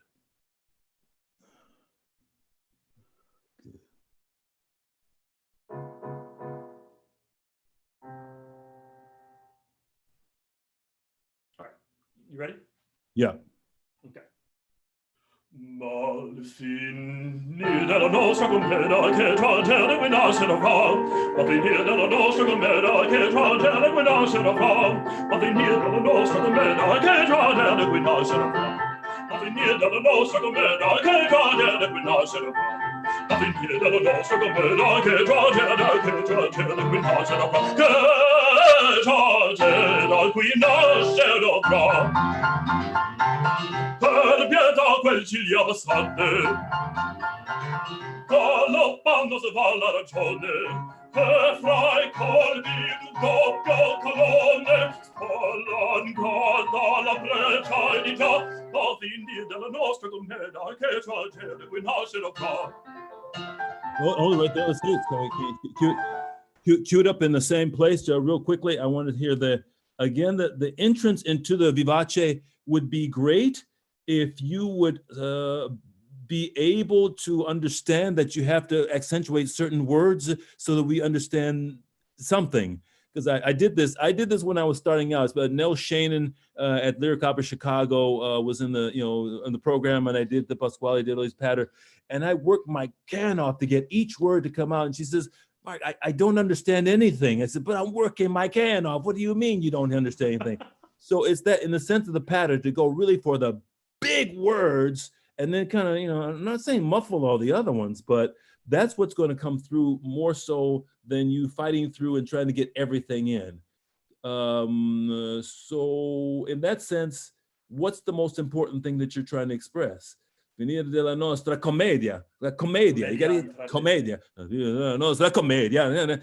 You see what I'm saying? Nostra commedia. Again, you're going all the way through. Tragedia di nostra dovrà, ma venire della nostra commedia. Again, you get a second time through it, so you got even more intensity. So maybe you got to hold back a little bit for the first time, but we still have to have it come out. I'm giving you, the juggling thing is going on here with the balance, but that's going to come across really well. First time, give that little bit ink accent. Maybe we're talking about 4, 5, 6, 6, and then the second time 7, 8, 9 for that commedia, because we hear the second time coming through. But don't work so hard on all the others before. Give me a basic sound. I want to hear that you're on the right track. And then we'll get through the same place. Try that again. Okay.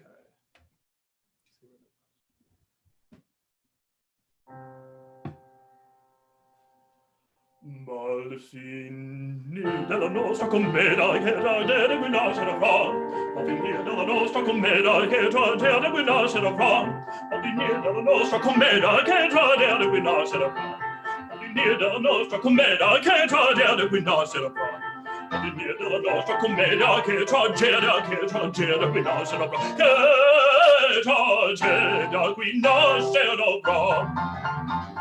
Good. Per pietà Yeah. No, I'm gonna come. I'm gonna go. We're gonna go to the last section now. But that's great. I love Okay. that. You know, so now when you're stuck with the one part because you're given more agagic accent. So I hear the sound forte coming through, which is great. So I hear now you got to think how many other times you got. So you got to change the colors a little bit. You know, where I don't want to get too many buffo noises in there because, you know, that's what they accuse me of sometimes. But that's kind of the sense of you get more colors now. It's maybe it's muted underneath here. You know, it's. So you give it the other spectrum. Just keep going in this way and that way. But what you did was great with the, you know, the Gaji accents. I got it. That's beautiful. Fantastic, man. Can we get what's the our final section? I want to move into that.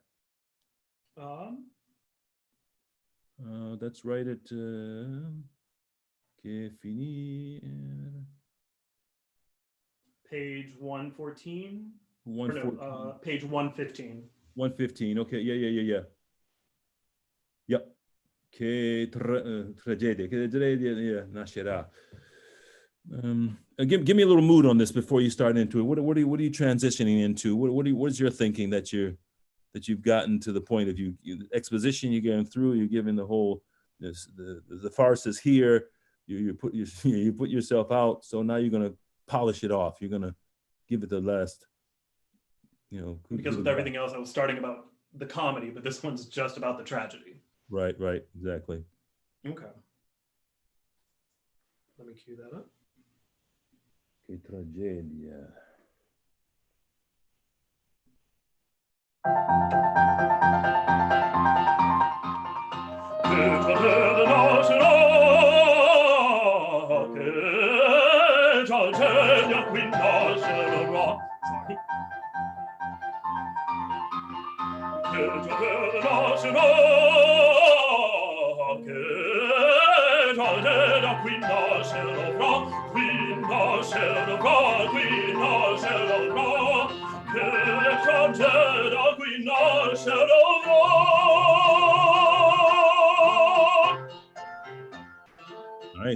Nice, beautiful. Hanging in there. Probably give me more of the R there, dovra, which wherever you want to do it would be nice because that gives a nice contrast. But la tragedia, and then you had a nice resolution on the end of the first one was the first phrase. You almost got there. Where were we talking about? So, okay, tragedia, this. Che tragedia che nasce dovrà da. You had that resolution up from that the do, so that little bit of tension you could throw in a little bit more. Just kind of circle that and say, I want more tension here, and then it leads me on to the next one because you don't let people, you know, get away from this. I'm just throwing this out. It's the end of dovrà. So, and that's a place where you can bring in a little bit more of the R if you want to. Dovrà. It's the same place. Cue that up again, right there. Again, give me the contrast. Go for it. Where the repeated text there. We nascerà dovrà. Tragedia. It is the tragedy, right? We're getting into.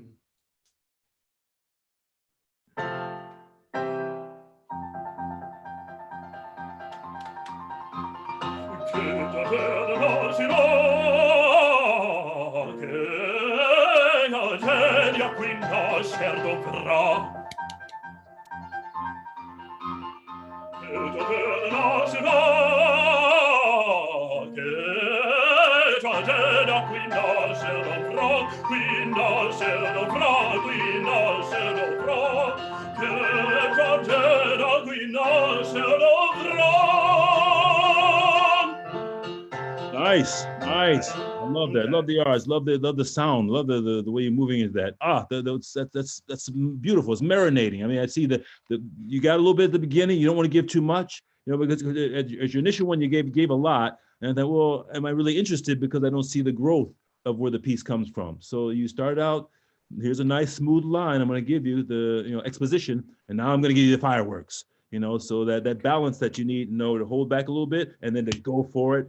Give me the consonants and actually the reiterations of those nouns, of those real important words. Tragedia, and that you did commedia. You did that wonderfully. So keep going, man. Great. Bravo. Fantastic. Thank you very much. Thank you, Eric. If we can invite everybody else back on, Susie and Elizabeth.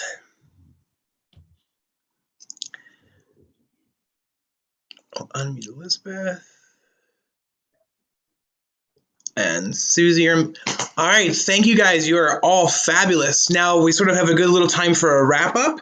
If anybody has any questions or thoughts they'd like to share or ask of Mark, we definitely have sort of an open forum here for a little bit. So if you have any questions, have at it.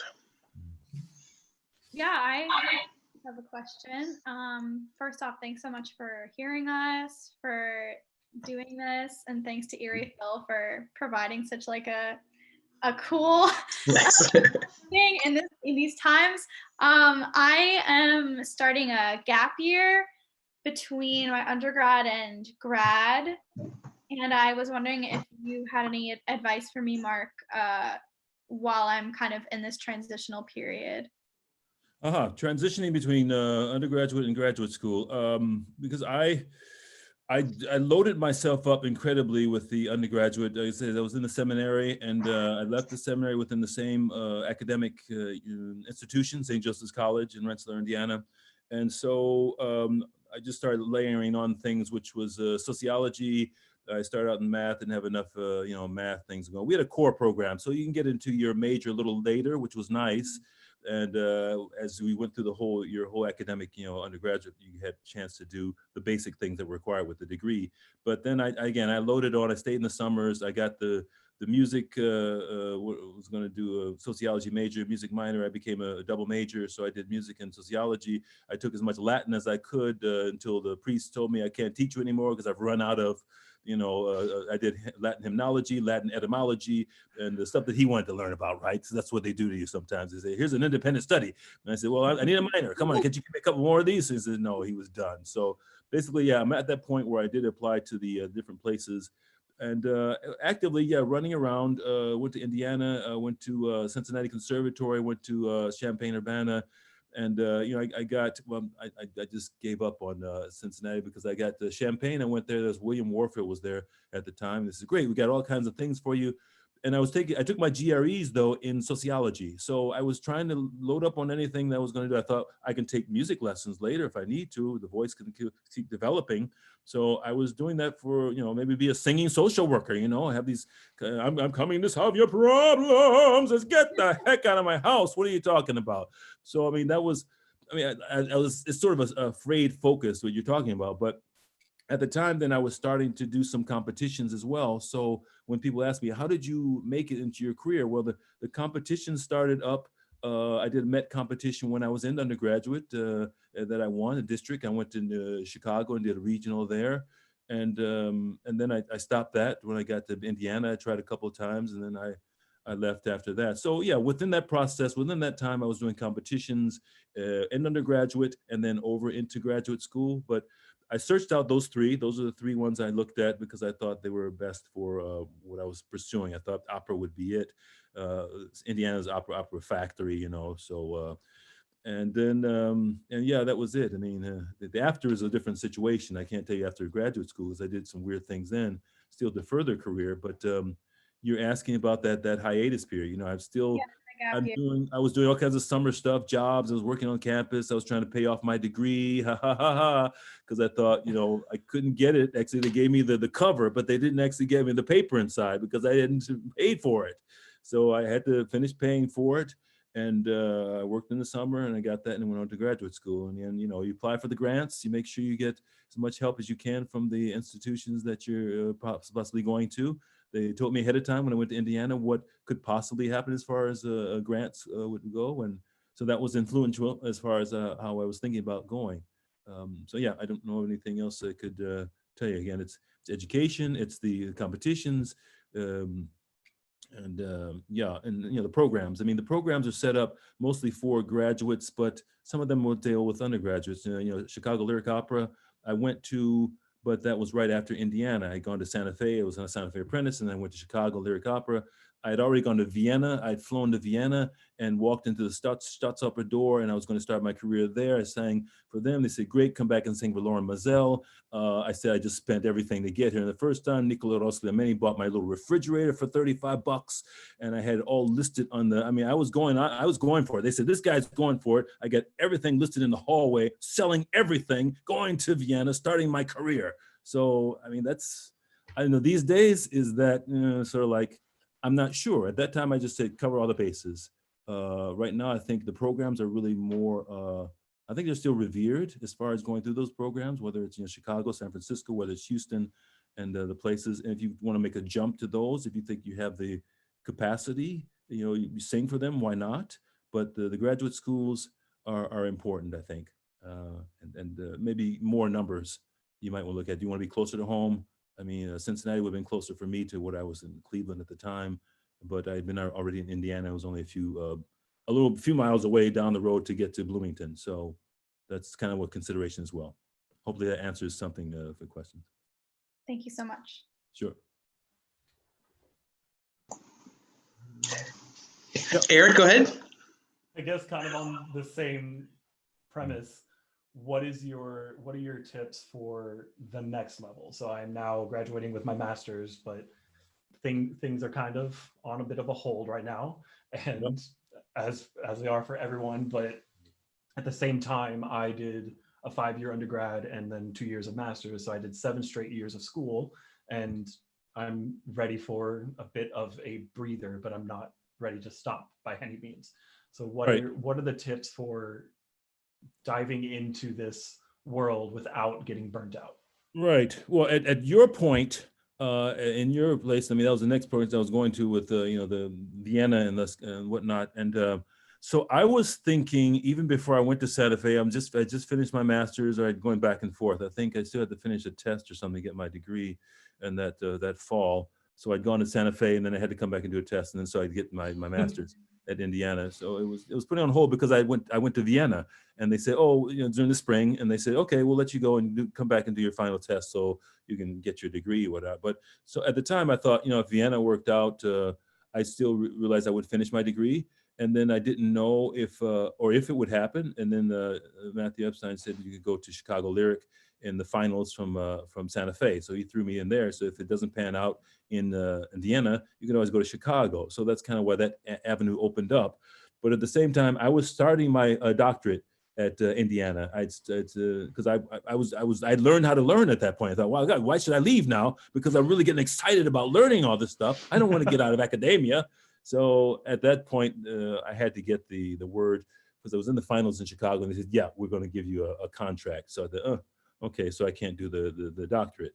So that was kind of the stalling point there. But I had a lot of things in the fire, and some other options would have probably come up had that not panned out just that way. Again, luck happens. And Riri Grist was at Indiana University. She had been singing in Vienna, so she gave me a recommendation to go there. Nicola Rosliameni still had some irons in the pot here and there, talking to people. And then I did the competitions. I mean, I did the Met competition, did the Verdi competition, and that's all just, that's 2 years after. So I was looking at those competitions before I left. And, I just happened to win, the Met competition, I had to win the Verdi competition, and, the George London competition, so money came in, and I didn't have as much a difficult time as some people have. So I can't always say, well, it's easy, but I was trying to prepare for whatever might happen and to get all those ducks in a row. So, I mean, now, yeah, you got to have even more probably. I had like a 3 sort of focus thing going there. You probably have 5, even 6 sort of options that you want to use. Could I do some part-time teaching? I taught at Indiana as an associate instructor, right? Because that's, you earn money. That's a part of the way you pay for your degree. I was doing that and I enjoyed it. So, and other things, I was obviously working in the New York Steakhouse and whatnot, and on campus, and I can't think of all the other jobs that I did. So, yeah, I mean, we can talk about it on and on. I mean, before I left high school in Cleveland, I did this program I told you, the Whiz That Is, which was the first time they'd ever done this this arts related program. So we worked on dancing, acting, and singing. And we did all those levels type of things, you know, and that was a great jumping board to go somewhere. They asked me to do it a second year. I just gone into the seminary. Said, "Oh, come back in the summer, do the program again." We're doing Shuffled Up, Decked Out Alice. It was Alice in Wonderland. Maybe I've been the rabbit. I don't know what I was going to do in that, but basically. My drama teacher in Cleveland said, "Listen, we're doing an LMI program, labor market information program. I want to go into schools. We're going to put you on the stage. We're going to do some improv stuff. You know, just around the corner, there's a job that's right for you. So let's have another cup of coffee and let's have another interview." So we started that way. We're doing all kinds of crazy stuff on stage, improvisation basically. And so I said, "Let's do it then. I won't do this other program," which, you know, I kind of regret it in some ways, but I knew it was going for something that was worthwhile. And now I think about it, labor market information, we're all working on that, right? We're all trying to figure out what's the best thing for me to do that's going to get me the, you know, I'm going to eat. I'm going to be able to eat and get by, because if I have to fall back on something, I need to have that. But also working on the degree, working on the drama, and I had that going. And we go into the classroom and put on the big overhead projector at the time what the occupations were that were in demand. And you know, I looked at artists and all those other things, but I knew what was possible. And you know, hopefully I passed that down to people, because that's important to keep going through that and to know that you need to have always different places to go, but keep your craft going. Who are you studying with? Is your teacher going to be there? I biked 50 miles from St. Joe's to Valparaiso University in order to take a voice lesson. And I don't know, I didn't have a car or something. And then Joe McCall was there. He says, "You know, the next time you do this, why don't you just stay overnight? Then you can go back." Because I went back. I did you know, 50 and I did another 50 going back. And I was like cramping up in the cafeteria. Oh shoot! What did I? So I had to really be careful, because I was an extremist. But that's kind of what you want to do in your craft. If people will test you, they'll test you and see if you're willing to do that. Because Joe McCall, at one point when I didn't have enough money, he said, "You know, I'll teach you for free, because I think you're really worth it." I mean, that's the kind of things you guys have. You have that kind of voice where I'm not who's going to teach you for free. But my rates have stayed the same throughout this many years, because people like that gave me a break. And so that's kind of what I want to get across. Okay. I don't know if I was answer your question. I go on too long sometimes. Absolutely. Thank you. Formative. All right, Susie, we'll pass it down to you. Do you have any questions? I guess I would ask, would you have any tips for performing a character like this? There's a lot you have to put into it, and she's doesn't care what anyone thinks about her. And I want to have a better stage presence for that. So would there be any tips you could possibly give me for that? The ideas about stage presence and what you might require when you're doing specific roles, because again, that's why I enjoy doing the role preparation masterclass, as opposed to sometimes just doing arias. I mean, I know arias are important. Arias are part of the role preparation, because they're the part of the climactic parts that you will hit. But I love just to do a little bit of the beginning, a little bit of the end, so you see the arc of the character and how they feel in their moods, how they evolve, how they, you know, and that really brings in a lot of the elements that you want.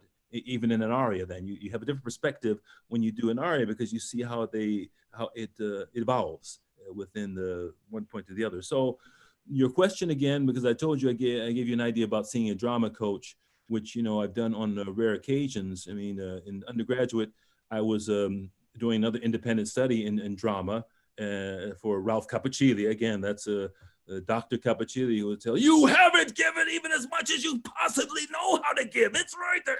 I mean, that sense of, and Mr. Morton there in Houston Grand Opera, you know, just saying, "No, I want more. And a lot of the good stuff more, because, you know, if I work with directors, they'll give me the bad stuff more. He says, "Oh yeah, more sex, more anger, more violence. You got to kill a little better." But this guy was talking about the light, you know, it's not saccharine basically at that point. He says, "My God, you know, give me more that is really inside of yourself, that shows this glow that people can see." And that's something that's not always stressed. So I try to bring that out of people, because it's the other side. It's the other side of the coin. It's not just always the dark side. It's certainly not the dark side at all. We have so much light inside of us that needs to be sometimes prompted and brought out. So your question again, give me your question, because I may be going on to another world here. You're trying to figure out the need of, because I got a couple of wonderful texts on drama, and I have to get them off. I get them off to you, the names. nice build up from one to the other. I mean, the Stanislavski is one, Clark Ross, the book that I always pull up, Mark Ross Clark. It's the emotions in the different emotions he gives you. I put down into a form of a number, the number system, and also in from anger and from happiness, and then from surprise, and then finally there's a sadness, right? Those four, that you have those subcategories that go underneath that. So I just go in the front of a mirror and I'll go through each of those, and one after the other, you know, there's sad, angry, you know, and then I'll be, and so you see it in the mirror. The mirror is such a wonderful, and now you have the camera. It's a wonderful tool to use to go back to over and over again and say, am I giving enough? Oh, the camera's saying I'm not. You can tape yourself a little bit, take the little bits, take the little 5 minutes, you know, one to the other levels, and see if you really are angry, if you're just slightly angry, if you're brooding. So Mark Ross Clark's book, again, I'll get that to you because I can't see it right now. It's sitting somewhere in front of me, but hiding somewhere. But yeah, that's kind of any other angle on that question that you would like to explore. What else would you think about that? Because again, I can give you the text, give you the people. There are people out there, you know, but a lot of people want to give you a lot of dramatic stuff because people want to become actors, and they want to be you know, screen actors and stage actors, and there's a lot more of those than you would say for opera singers. And so sometimes you're not always getting the best advice for operatic, you know, performance, and you want to balance it out. It's a balance out between what you need and what you can actually get. So does that answer any of those questions that you were asking me? Okay. And yeah, if you can get to Steve, maybe, you know, if they can write me, because I like to always follow up. Even I give Definitely a critique in writing. I like to do that because I like to writing things down and see where your strengths and weaknesses and what you want to work on, and any tips and things that I've forgotten possibly. Yeah, we'll pass along everybody's email and contact information after this for sure. Great, excellent. Thank you. Thank you. All right, any other questions from anybody here? Quick one. What's your favorite role that you've ever performed? The favorite role? Well, I mean, there's so many. You can always say the one I'm doing at the time. You know, who said that? Probably. How many times the actors have said that? But you know, certainly the big ones being you know, the Dutchman. It's just it's an amazing role. You start out, it's the spirituality of the role. I just did Nabucco, which at the time was a role I didn't really think was as good because I'd done Zaccaria in Nabucco, and I thought, oh, that's the role. I mean, there's so many arias and the spirituality of the man comes through, but more so now in Nabucco that I've experienced it. And Rigoletto, that I've just done Rigoletto. I mean, it is the pinnacle of you know, drama and singing all together. And you're on stage a long time. You got a lot of words to say, but there's something you get across. You know, that sense of feeling for a daughter. And then he has some, you know, some things that aren't so nice about him.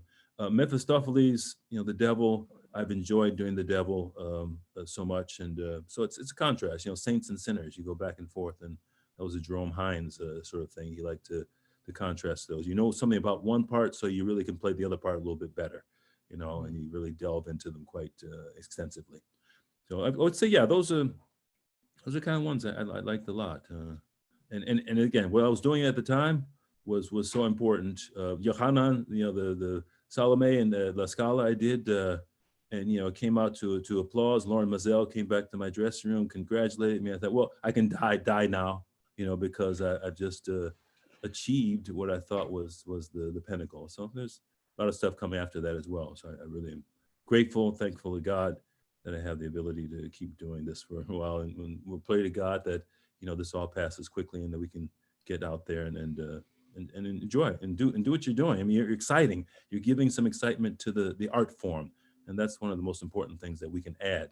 Because when people ask me, they say that, you know, if you want to do a role, and you say, geez, oh, you want to try that out? And I said, well, I don't want to try out a role. I want to revolutionize the role. I look at you know, George London, my idol, Cesare Siepi, my idol, you know, Cappuccilli as a baritone. And these are people I thought they're fantastic. I listened to what they did on YouTube. I listened to recordings. I talked to some. I met Cesare Siepi at the Chicago Lyric. I got his autograph, one of the few people I've ever asked for an autograph. But, I like to take what I can from them and stand on the shoulders of giants, and say, okay, let me see if I can do a little something different. Maybe not better, but certainly different. But use their platform, their foundation of what they presented to us by coming before and giving us the ultimate, the maximum, the fantastic things that we hear when we're listening to these things we have now with YouTube and whatnot we can watch. So that's the goal, to keep moving forward for hopefully all of us. Thank you. Yeah. Excellent. I think that's probably a good note to wrap up on. Mark, do you have any other parting words of wisdom for the group and the audience watching at home? Parting words of wisdom.